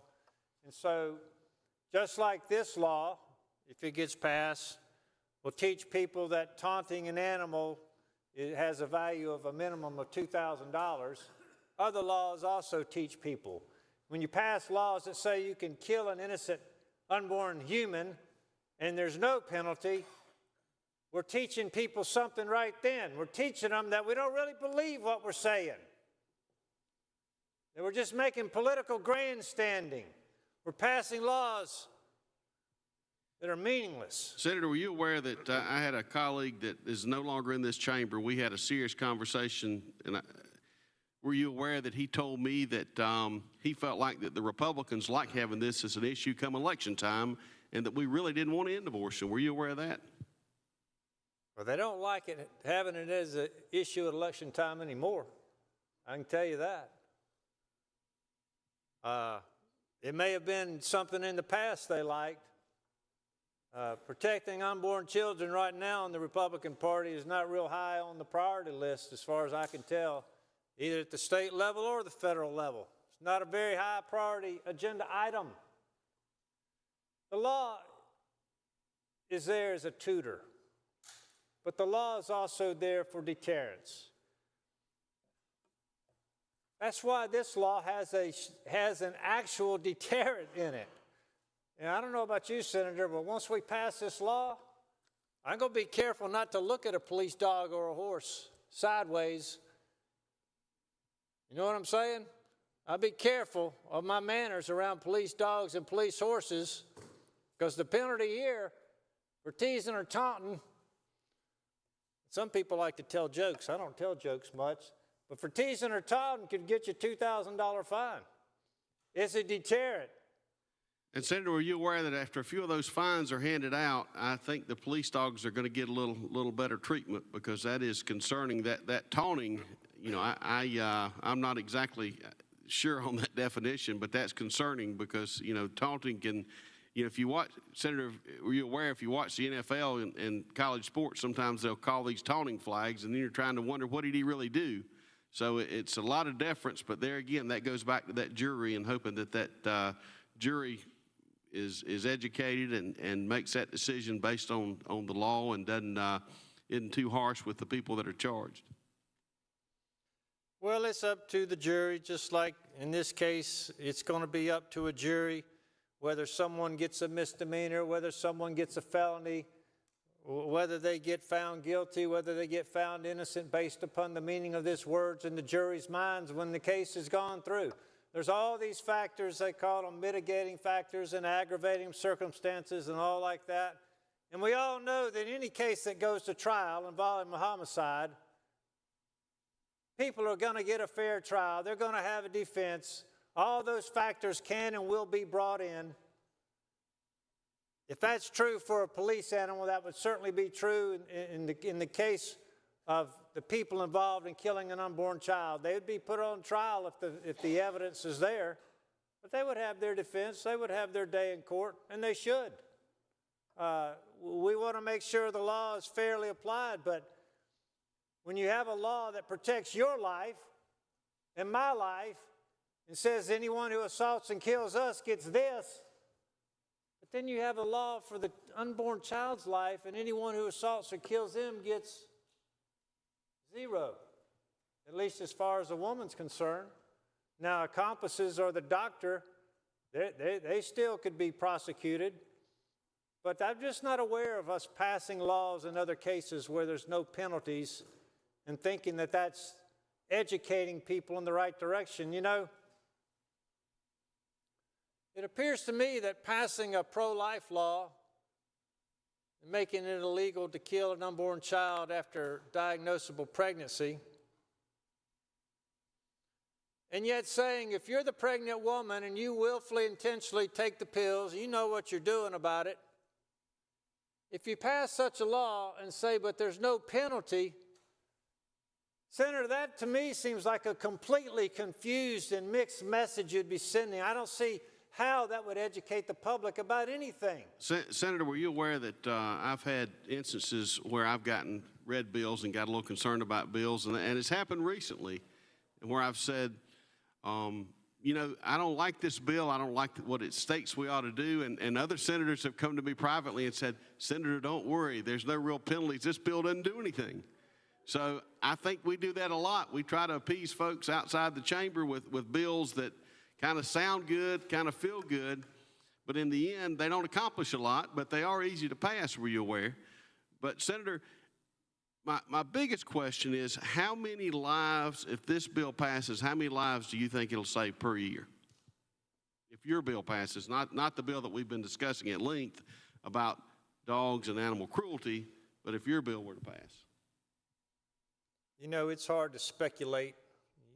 Obviously, you simply can't know such things. What we do know is that in 2024, the Department of Public Health reported 3,025 unborn babies in this state were killed. And in case people don't know this, they should know that the abortion doctor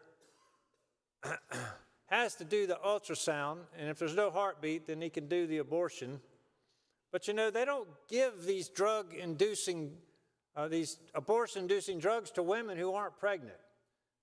These are 3,025 babies where there was a clinical diagnosable pregnancy that was ended. It's not, well, maybe there was a baby there and maybe there wasn't. There was a baby, and the life was ended. So it's 3,000. That's not counting the chemical abortions, Senator. So what you're saying is it's 3,000 plus. And I guess we're talking about 3,000 plus human lives, or 6 to 8, I think the senator said, 6 to 8 police dogs have been killed. I don't know if that was in the past year. I maybe can ask him through you if that's in the past year or how long that's been. I don't think he's paying attention to us right now, but I think he said 6 to 8. I'm guessing that's the past year, and he's nodding his head. So 6 to 8 dogs, police dogs we could save, versus 3,000 to 5,000 unborn children. I guess that's the correlation. Senator, I wish someone could explain to me how that can be the case. We're passing a bill over a half a dozen animals that have been killed, or maybe not even killed, maybe teased, I don't know. I think it's probably worse than just being teased. We know for a fact, the Department of Public Health has reported as a fact that in 2024, 3,025 unborn babies were killed. And Senator, that does not take into account the abortions that are being done at home, with pills that are being mailed in from out of state, where someone just calls a number and does telehealth over the phone and gets the pills mailed in and never goes to the abortion clinic. It could be 6,000 total. We don't know. We know it was 3,025. Now, here's the deal. Here's the deal. We're all for school safety. We talked about school safety last week. We're all for school safety. We all agreed on that.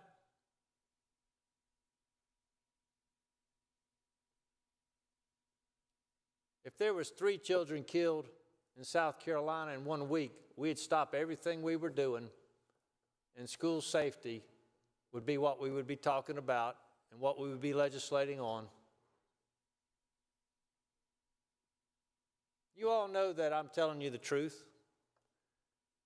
If there was 10 children killed in 3 separate incidences, that'd be our complete focus. If there was 30 children killed over a period of months, there'd be nothing else on the calendar but how are we going to address this situation? Based on the numbers of 2024, we've got 250 unborn babies at a minimum that are being killed in this state every month. While we sit here with a Republican supermajority in the House and in the Senate saying, that's just too hard, too controversial, don't want to take that up, we got other things we need to be doing.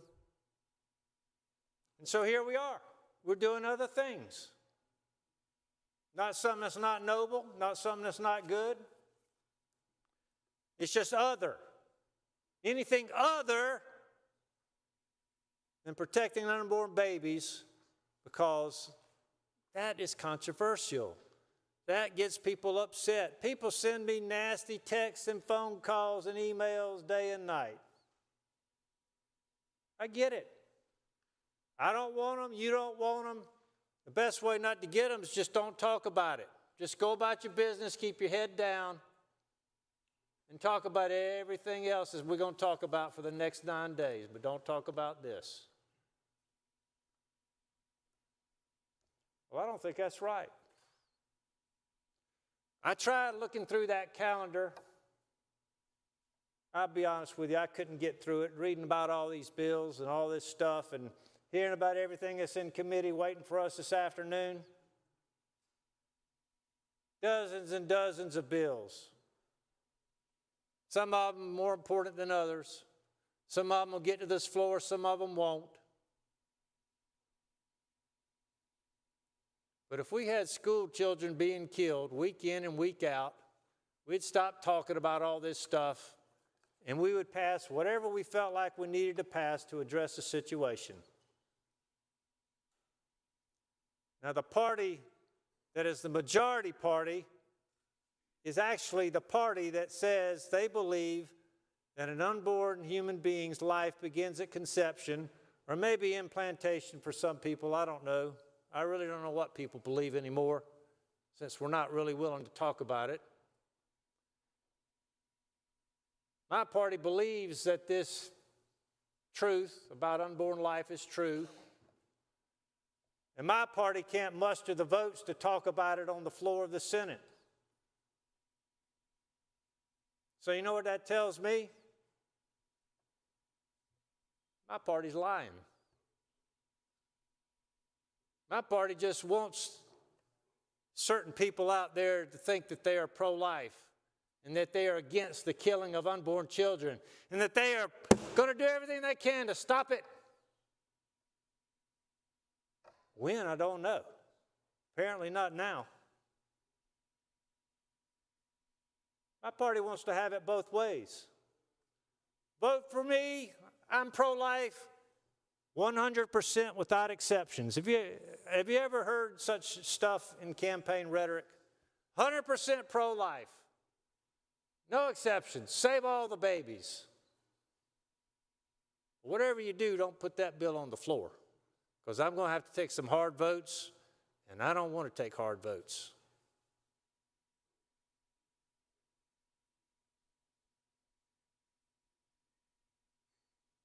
So here we are, 9 days left, including today.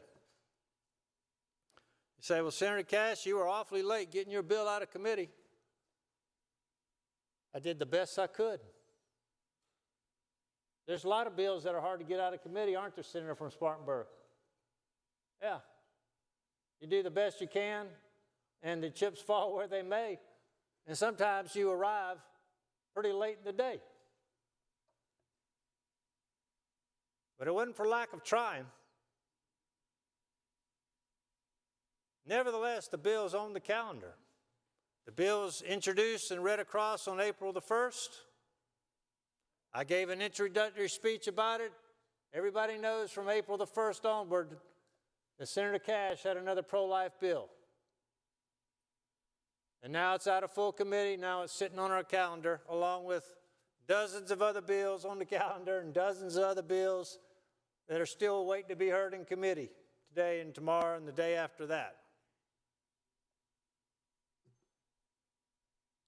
But what I can tell you almost unequivocally is this. 1095 is about what has arguably been one of the three most important planks of the Republican Party platform of the past generation. It just has. Whether you like it or not, you've all had it in your campaign literature. I'm pro-life. Vote for me. It's not a side issue. It's not a peripheral issue. It's not down there at number 10, 20, 30, 40 on the list of Republican Party platforms and planks. Since Ronald Reagan, it's been squarely in the middle of the Republican Party platform. If you go to the SCGOP platform, it's right there. Believe human life should be protected at all stages of life. It's right there. It's unequivocal. It's unapologetic. It's undeniable. It is part and parcel of the Republican Party platform since I was 20 years old. And for 42 years, the Republican Party platform held that up. They recruited voters to come to the Republican Party on that issue. They told everybody they would fight until they could fight no more. Well, apparently we can fight no more. Senator from Spartanburg, Senator Bright, before I do, I do want to remind you we're on Amendment 2A, and I would need you to continue that dialogue in conjunction with the amendment. Senator from Spartanburg, Senator Bright, what purpose do you rise? Will the senator yield for a question? Senator yields. Senator, we talk about these police dogs, and I think about our country, and everybody loves animals, and I think about presidents, and I think about every president, we seem to know their dog's name. So there's definitely affinity, not just for police dogs, but for dogs in general, to protect them. And I'm not arguing that we shouldn't protect dogs, but were you aware that Ronald Reagan had a, not only did he talk about his dog, but he also talked about abortion? And do you remember his famous quote that, and I'm going to butcher it because he said everything more eloquently, but basically that all the people that were for abortion rights had already been born. Were you aware of that quote? That's right. He said, I've noticed that all the people who are for abortion have already been born. And, you know, it was kind of a funny one-liner, but he also wrote a book on pro-life, President Reagan did. And there hasn't been a Republican who wasn't along those lines of thought, not a Republican president elected in my lifetime. And I'm sure that they would feel the same way about the statutes that we're talking about here, that we should be kind to animals and so forth, whether it's a police dog or just an everyday dog. Well, Senator, you have the bill in front of you. I had a question because I'm trying to remember the taunting.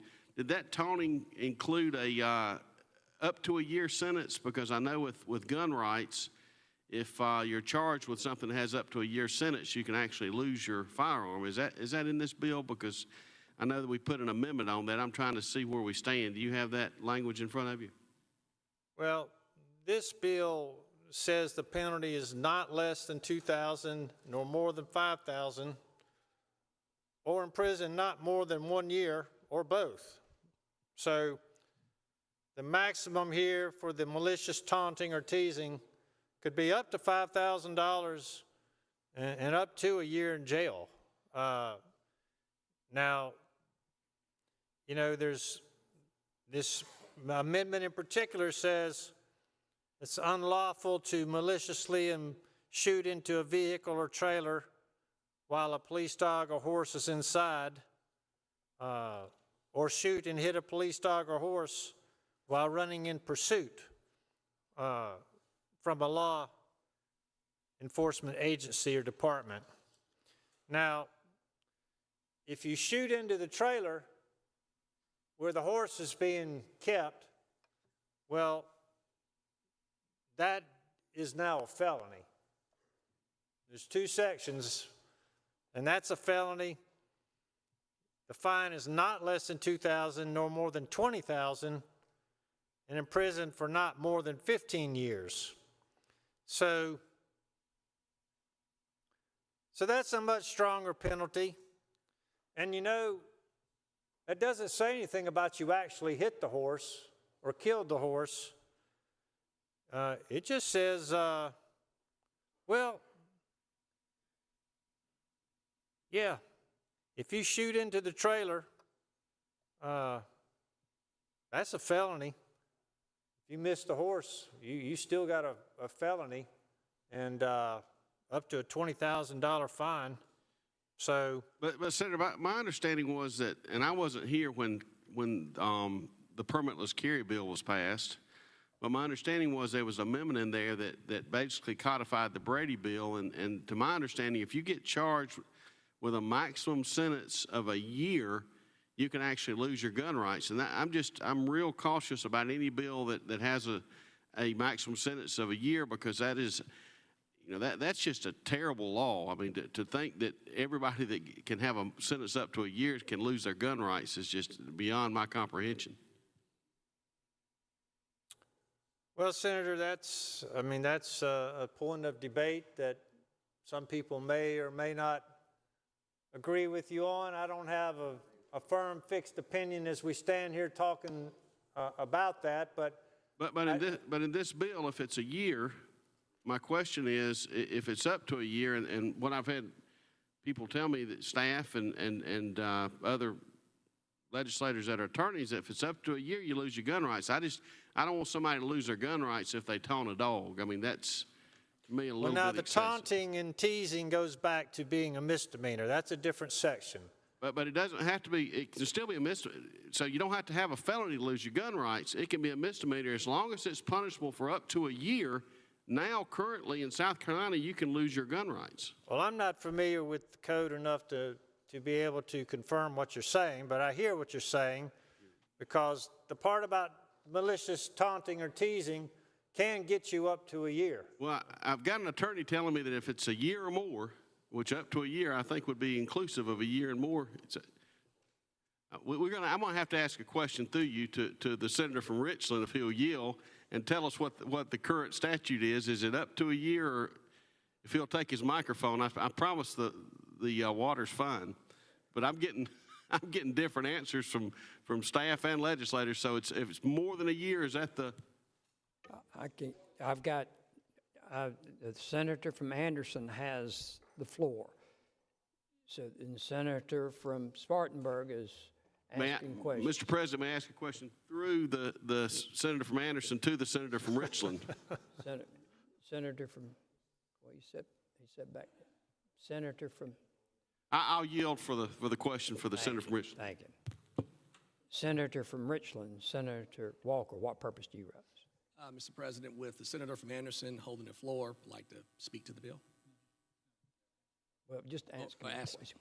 Would you ask him? His purpose would be to ask him a question. Got it. Senator from Anderson. Senator yield for question. Senator yields for question. Were you aware that under federal law, if a person has been convicted of a criminal offense that's punishable by 1 year or more, that they would not be permitted to own a firearm? Well, are you saying that they would have to be convicted of a federal law, or you just say that the federal law states that if you're convicted of something for a year, that sounds like that's what you're saying, is if you're convicted of a crime that carries a year penalty, you lose your gun rights? That would be correct at the federal level. And even if it is well, did you know, Senator, that if you were convicted of an offense at the state level that was punishable by 1 year or more, not up to a year, but by 1 year or more, that under federal law, a person would be prohibited from owning a firearm? Were you aware? I was not aware, but it sounds like you're saying under federal law, if you're convicted of a state offense for a year or more, you lose your gun rights. That's correct. And did you know, Senator, that under federal law, if a person is convicted under a state offense that's punishable by 1 year or more that is viewed as a violent offense for purposes of gun ownership. Did you know that? I was not aware of that, but I think there's a number of people in this chamber who are probably going to be glad that you have brought that to our attention. Thank you, Senator. So we're on the subject of protecting police animals, and they deserve to be protected. We've talked about really the fact that we have laws that protect all animals from malicious treatment, from cruelty. I think I've mentioned to you that the minimum penalty for cruelty to animals is 180 days. That's the minimum penalty if you're convicted. There's penalties here of a felony and a minimum $2,000 and up to $20,000, or in prison for not more than 10 years just for shooting into a horse trailer. That's not saying whether you killed the horse. Just if you shoot into the trailer, that can be the penalty. And, you know, some people might feel like that's excessive, that you shot into a trailer and you could get a $20,000 fine and 10 years in prison. And you missed, apparently. Maybe I'm not reading that right, but it's in blue here. And so the law teaches us about how we value things. Obviously, the law here is going out of its way to make sure that police animals are not jeopardized in what they are doing. And I think we all agree with that. The penalties, however, and some of the things we've heard might be somewhat debatable. Senator from Greenville, Senator Corbin.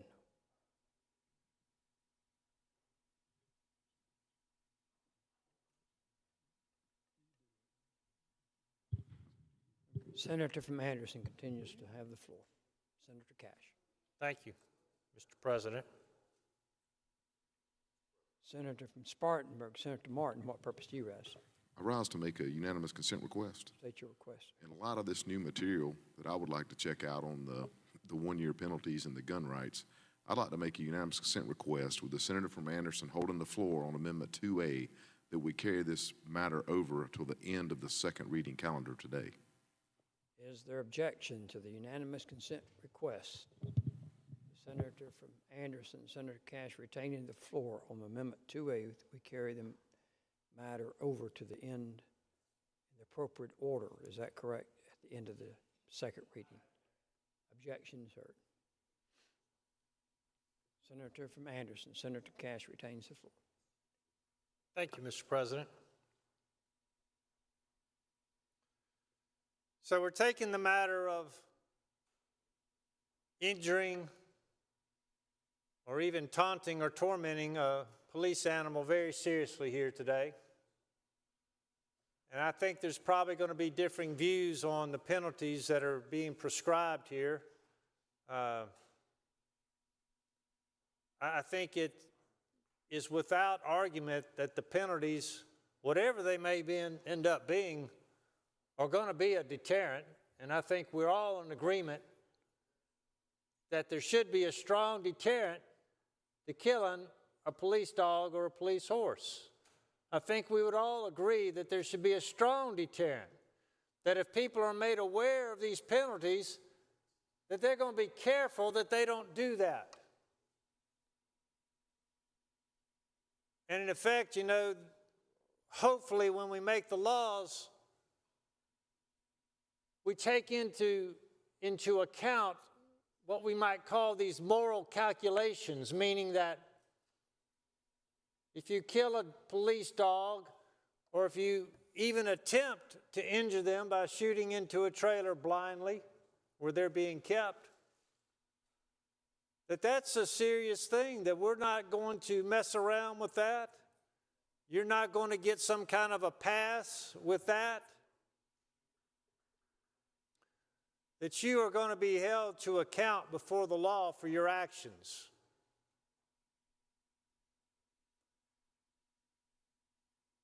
And it underlines the fact that we're all moral agents, that we all are accountable, I will say, not only to the law, but accountable before God for our actions in this world. Now, as legislators, it's up to us to try to delineate accountabilities for crimes. Here, talking about police animals, I'd say we have a very heightened level of accountability. An accountability that will get you minimum fines and heavy jail times. You might say we're sending a message. We're sending a message. And I imagine if this bill passes,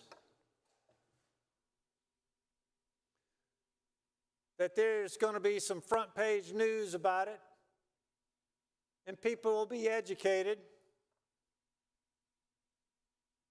that messing with police animals is something that you better think pretty carefully about, because the penalties are pretty severe.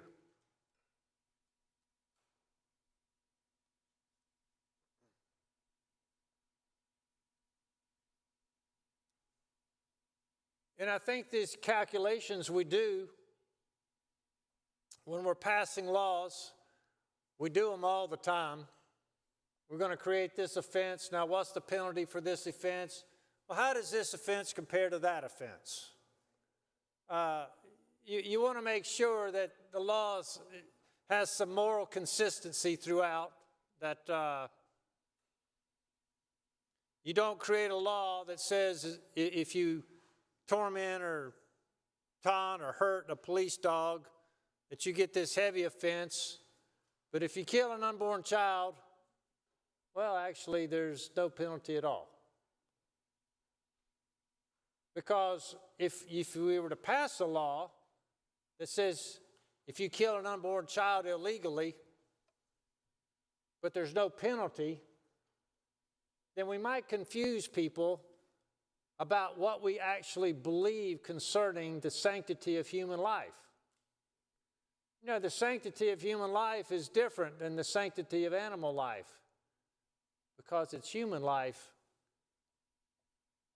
that is sacred in nature, because it's only human life that is made in the image of God. Animal life is not made in the image of God. And so when we pass a law that says killing this dog, injuring this horse, has this big penalty, but killing an unborn child has, actually no penalty at all, people might believe that we're not seriously believing ourselves what we say we think we believe about an unborn child. That we would be sending such a mixed message and a confused message that a police horse penalty is way up here, and the penalty for killing the child doesn't even exist. That we would actually just be confusing young people, as well as also of society, about the value of a human life.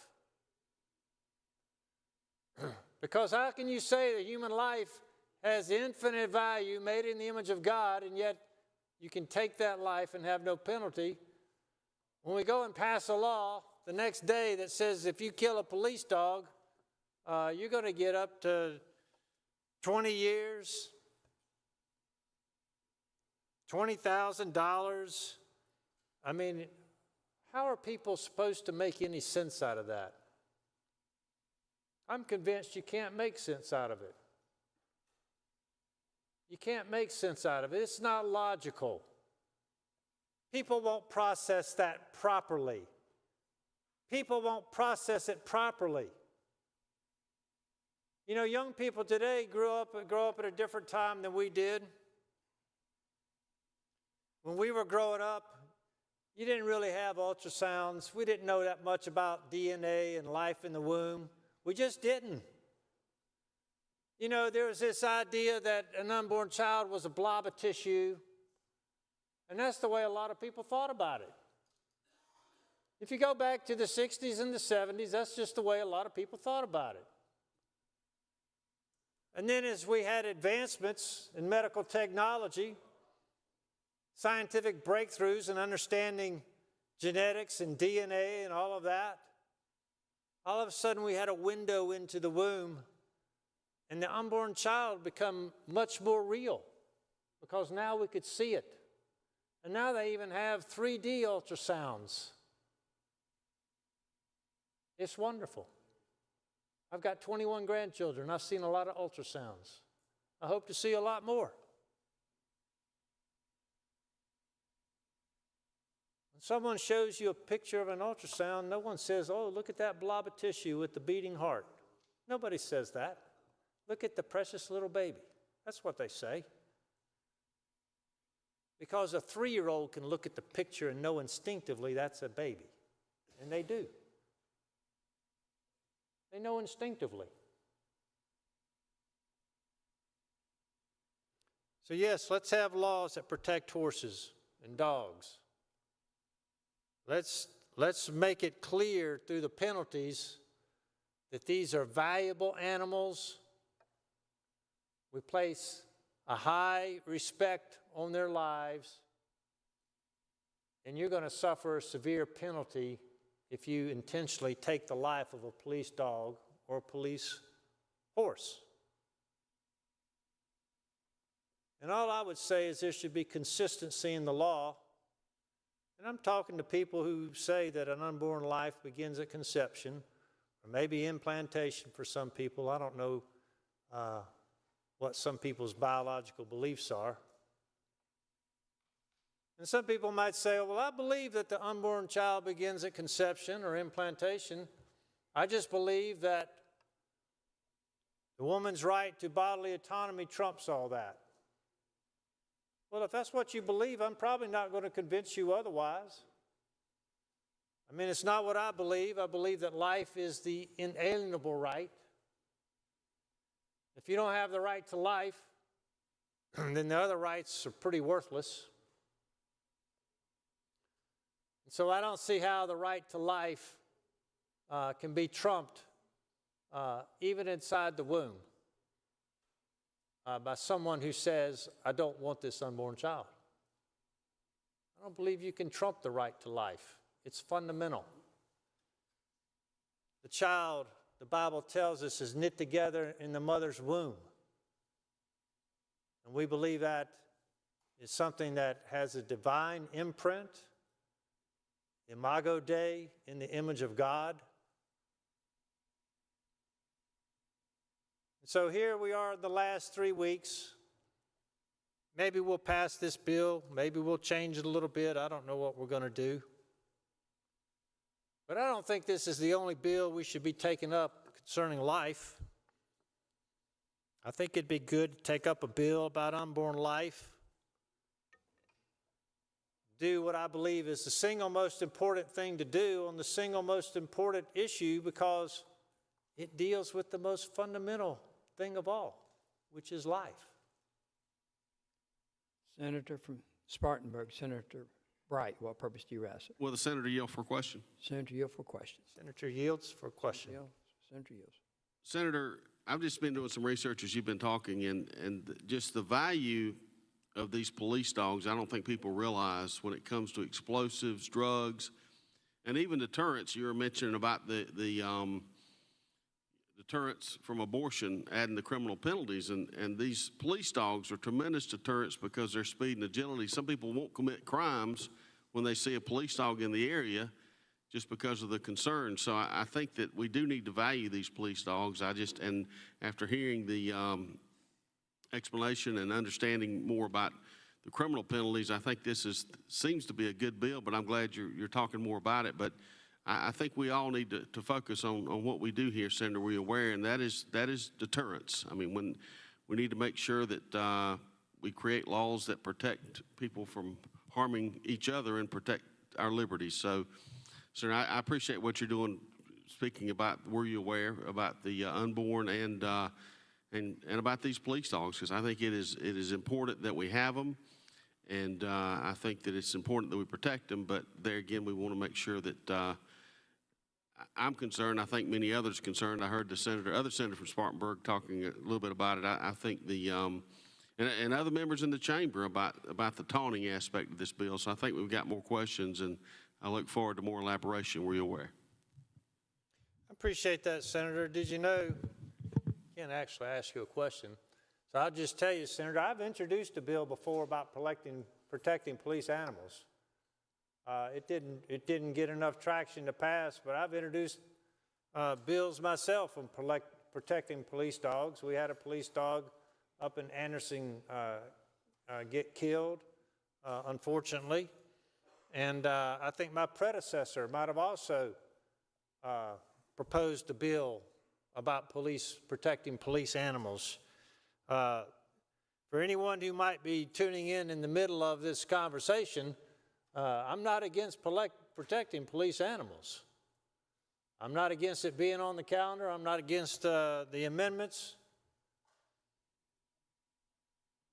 I'm simply highlighting the fact that the party of life is ignoring the most important subject regarding life that we could be talking about, because apparently it's too hard to talk about, too controversial.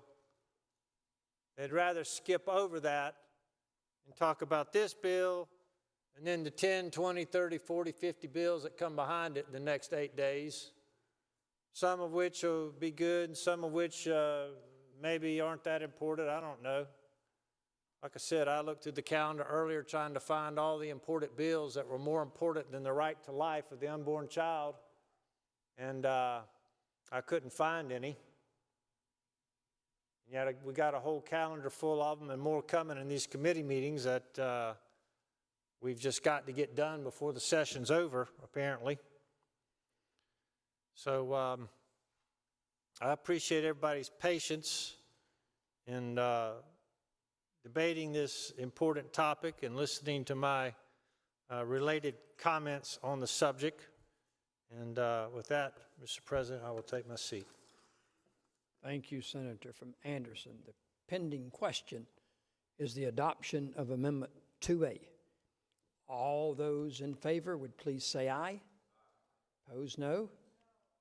The ayes have it. The amendment is adopted. We have additional amendments. I'd ask the reading clerk to publish the next amendment. Next amendment is amendment number 3A by Senator Hutto. Amends the bill, adds a new section to read.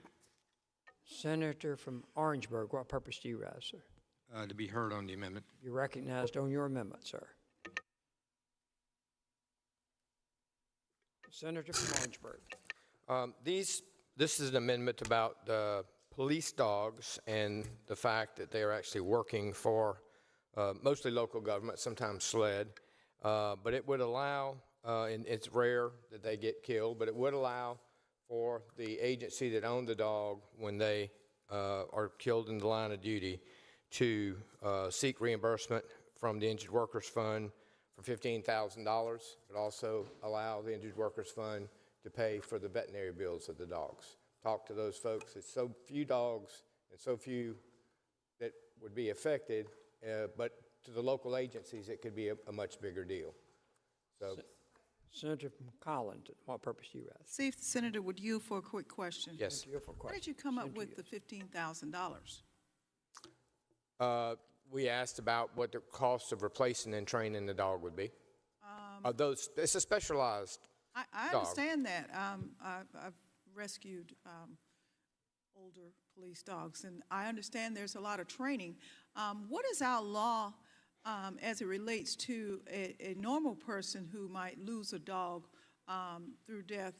What does our law provide as their compensation or ability to receive? Well, they don't work for the governmental agencies. If you're talking about I understand that, but you presented this, so my point is, do you get, if you will answer that, then I'll tell you where I'm going with this. I mean, I guess you could have insurance on your dog at home. I don't know.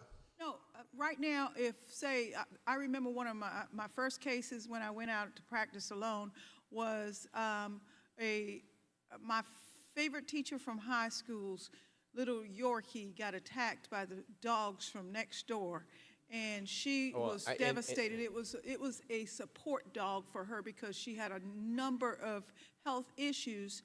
And that's when I learned that our laws, and correct me if I'm wrong, our laws do not place any value on what you use as an individual your dog for, and how much the fact that she paid $25, this was a show dog, the fact that she paid a certain amount of money, and the fact that the dog was a companion to her for therapy, it did not matter under our laws as it relates to the normal average Joe. Well, I mean, isn't it up to a jury? I don't know whether it's up to a jury. I think it is. That's because most of the cases I've had that dealt with dogs get filed in magistrate's court, which would cap your damages at $7,500. But to that point, we've had, at the Grand American, which is in Orangeburg every year, the big show where they bring coon dogs in from all over the country. Some of those dogs go for $40,000 and $50,000 and $60,000. We have had one of those shot before, and and I've been involved in a lawsuit where the actual request for compensation for those dogs, those champion dogs, those breeder dogs. I've seen the coon dogs, I've seen the blue tick hounds, but it's in just... talking to the folks that train police dogs, this would be sort of the average cost of what... Does your amendment take into consideration any diminished value due to age or training, or does the municipality... They got to replace the dog no matter how... I mean, if you got shot and killed, they're going to have to replace it. That's not what I'm asking. Okay. This should go to the value of the dog. Don't you agree? The value of the dog would depend... What if they just bought the dog? And all dogs aren't created equal, just like all men and women aren't created equal. This may be a dog you invested a lot of money in, but he hadn't been good with hitting on drugs. We've had to spend a lot on him, and he still doesn't get it. Does any of that take into so the person? It's the same thing with employees, right? So they just. I mean, this is coming out of the Injured Workers Fund. That some are more valuable than others. Yes, I agree. But my point is, it seems that the amendment basically is a flat rate, no matter what, and as are other flat rates within this system. I understand, but in this particular case, it just seems kind of unfair to me, because how do you really just place a flat rate when it should be on valuation with all of the other de minimis conditions that you could put on valuations, like age, training, locale, the type of dog? There are a lot of other issues that we should be looking at. Don't you agree? No. I would agree right now that if we don't pass this amendment, you're not going to get anything. I'm okay with that. Okay. I'm okay, because I really am. Did you know that in the bill that we have, if your dog bites a person, if the police dog, that one that we say has not been trained, I think it's interesting under section 47.3.640, 630, me as a person, I get self-defense, legal self-defense. Why do I need self-defense from a dog? Well, because dogs can attack you, and if they're in the process of attacking you, you can defend yourself. Does the dog also get to use self-defense? Interesting question. I don't know the answer to. Okay, under 47.3.640, it says a law enforcement officer who engages a police dog, and if the police dog bites a person, that law enforcement officer must maintain a detailed account of the incident, which include the injured person's race, gender, and images of the bite. Why are we doing that? Well, the same reason we keep all kinds of data on police-involved shootings. And if the injury came from a dog rather than a gun, we keep data on all that. But this to me reminds me of, we don't want to hate crimes for me to protect me, but we want to hate crimes to protect and keep data on it to protect the dog? Well, we've had that discussion, you and I and others, and have decided this bill probably can just move forward without getting into that. Move adoption. Pending question is the adoption of the amendment. All those in favor would please say aye. Opposed, no. Ayes have it. The amendment is agreed to.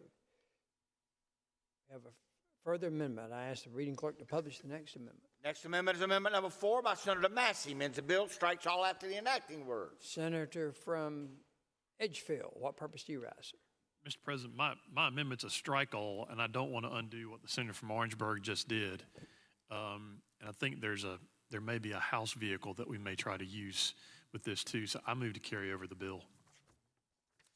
Motion is to carry over the bill. All those in favor would say aye. Opposed, no. The ayes have it. The bill is carried over. We'll proceed to the next bill. H 3259. Mr. President. Senator from Edgefield. What purpose do you rise, sir? Move to carry over. Motion is to carry over H 3259. All in favor would say aye. Opposed, no. Ayes have it. The bill's carried over.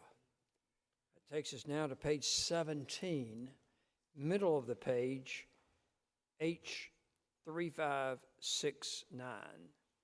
Senator from Edgefield, what purpose do you rise? Move to carry over. Motion is to carry over the bill. All those in favor would please say aye. Opposed, no. The ayes have it. The bill is carried over. We now go to page 18 in the calendar. S 631 by the senator from Richland, Senator Walker, and the senator from Sumter, Senator Zell. Amendment on the desk. We have an amendment on the desk. I'd ask the reading clerk to publish the amendment.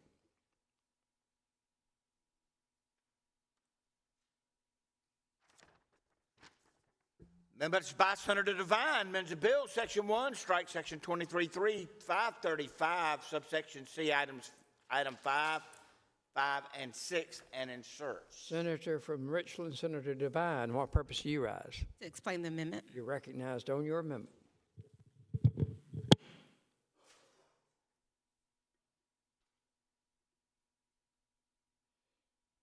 Senator from Richland, Senator Devine. Thank you, Mr. President. This amendment, the language that was in the original bill made an exception for those who reside in group homes and group homes for persons under the age of 21, licensed by DSS or residential treatment facilities. This was taken out in the subcommittee, and I am amending it to put this back in. No questions, I would move adoption of the amendment. Senator from Charleston, Senator Lieber, what purpose do you rise? Senator will yield for a question. Senator, yield for question. Yes. Senator yields for question. So I'm just now seeing this. If this just this leaves the homeless shelter. Correct. The homeless shelter is still out. This is the amendment. I know it's been a while, Senator. Yeah. But this is what you and I discussed a couple months ago, probably. Okay. And this just puts back in the group homes because this would present a problem for DSS if this was taken out. Okay, we're good. Thank you. Okay, thank you. Good. Okay. Pending question is adoption of the amendment. All those in favor say aye. Opposed, no. Ayes have it. Then we have an additional amendment. I'd ask the reading clerk to publish the next amendment. Amendment number 2 is by Senator Adams, amends the bill, Section 1, strike Section 23.3, 535, subsection C, item 4, and inserts. Senator from Berkeley, Senator Adams, what purpose do you rise, sir? To explain the amendment. You're recognized on your amendment, sir. So I was going to remain at my desk because it was just a technical amendment, changing from Behavioral Health Department. It is now Department of Public Health. Question is adoption of the amendment. All those in favor, please say aye. Opposed, no. The ayes have it.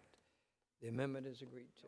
There are no further amendments on S 631 on page 18, therefore, second reading, roll call is required. I would ask the clerk to ring the bell.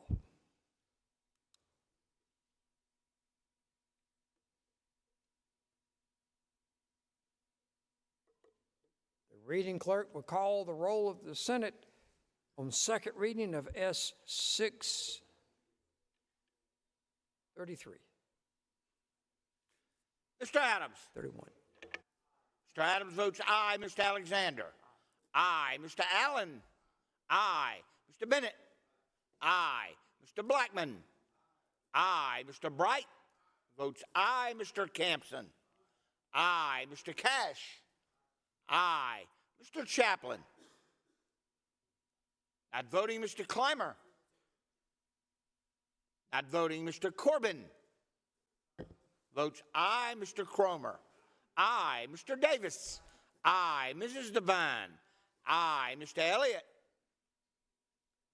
Mr. Elliott not voting Mr. Fernandez. Aye, Mr. Gambrell. Aye, Mr. Garrett. Votes aye, Mr. Goldfinch. Not voting Mr. Graham. Aye, Mr. Grooms. Aye, Mr. Hembry.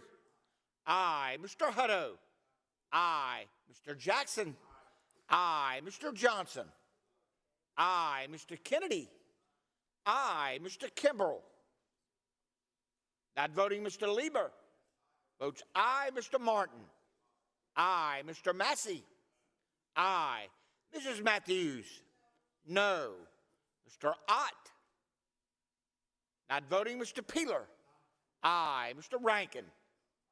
Aye, Mr. Rickema. Aye, Mr. Rice. Aye, Mr. Sabb. Aye, Mr. Stubbs. Aye, Mr. Sutton. Votes no, Mr. Tedder. Aye, Mr. Turner. Aye, Mr. Verdon. Aye, Mr. Walker. Aye, Mr. Williams. Aye, Mr. Young. Aye, Mr. Zell. Votes aye. Have all senators voted? Senator Ott votes aye. Senator Clymer votes aye. Senator from Anderson, Senator Gambrell, what purpose do you ask, sir? For the senator from Georgetown. Is there objection to unanimous consent for Senator Goldfinch to have a leave here? No objection, so ordered. Senator from Berkeley, Senator Adams, what purpose do you ask, sir? Consent leave for the senator from Spartanburg, Senator Kimbrell. Is there objection? The senator from Spartanburg, Senator Kimbrell, having leave. Having no objection. Senator Chaplin votes aye. Senator Elliott votes aye. Further members wishing to record your vote. Final call. The polls are closed and the clerk will please tabulate.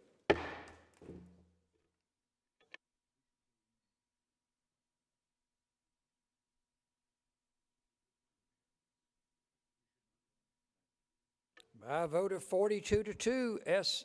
631 receives a second reading of the Senate.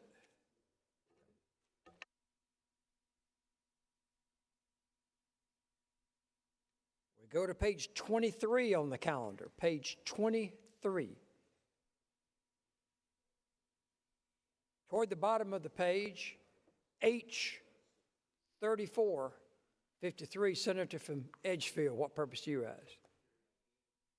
Motion is to carry over H. 3453. All those in favor would say aye. Opposed, no. The ayes have it. It's carried over. Further on page 23, bottom of the page, H. 5064, Senator from Edgefield. What purpose do you ask? Move to carry over. Motion is to carry over H. 5064. All those in favor would say aye. Opposed, no. The ayes have it. We now go to page 24. Toward the top of the page, H. 4730, Senator from Edgefield. What purpose do you ask? Move to carry over. Motion is to carry over H. 4730. All in favor would say aye. Opposed, no. The ayes have it. That takes us now on page 24 to S. 788, by the senator from Lancaster, Senator Blackman, and the senator from Chester, Senator Stubbs. We have a committee amendment on the desk. The reading clerk will publish the committee amendment, please.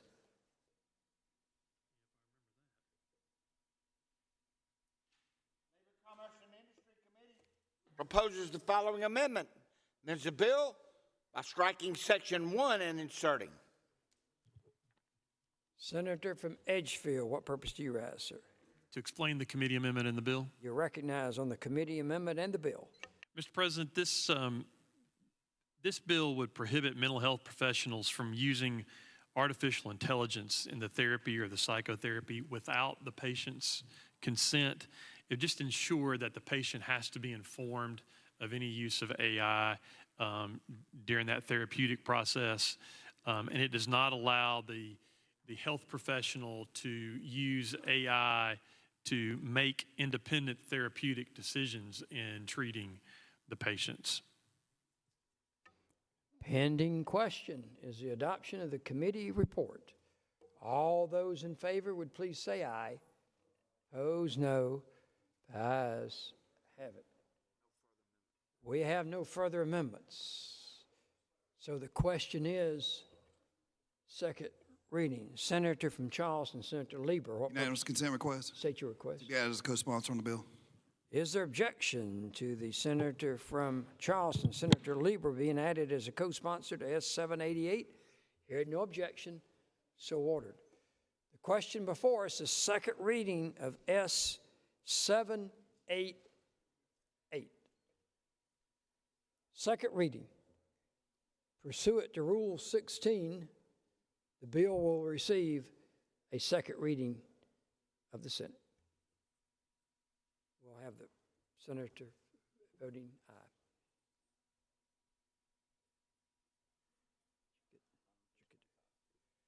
We now go to the bottom of page 25. H 3872, Senator from Edgefield. What purpose do you rise? Move to carry over.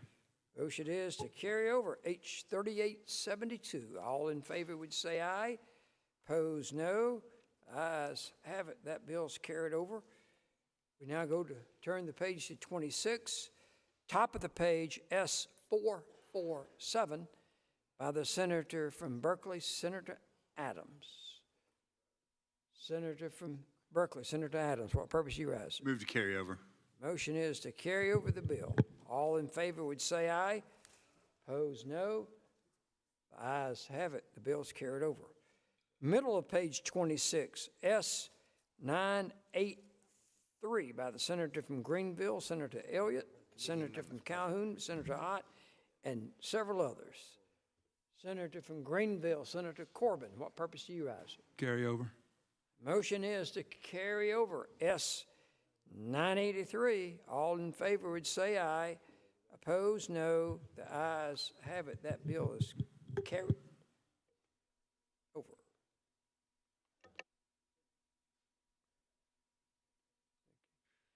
We'll go to the bottom of page 26, S1005 by the senator from Greenville, Senator Elliott, Senator from Chester, Senator Stubbs, and others. Reading clerk will please publish. The bill amending the code relating to establishment of salaries of Supreme Court justices and Court of Appeals, Circuit Court, and Family Court judges so as to provide a revised salary schedule for judges.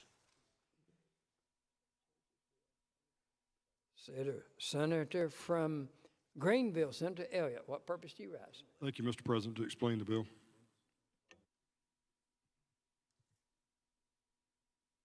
Explain the bill. Yes, sir. You're recognized. Thank you. Mr. President, this bill deals solely with the salaries of family court judges. There are 66 family court judges in the state. Judges in South Carolina, their pay is based on all judges under the Supreme Court are based on a percentage of the associate justice of the Supreme Court salary. What this bill would do would raise the salary of family court judges by $5,840 a year, so they would be equal with circuit court judges.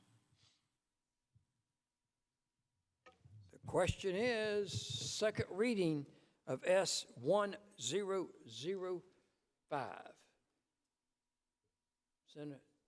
Question is, second reading. Senator from Spartanburg, Senator Bright, what purpose do you rise? Just like to be recorded voting no on this.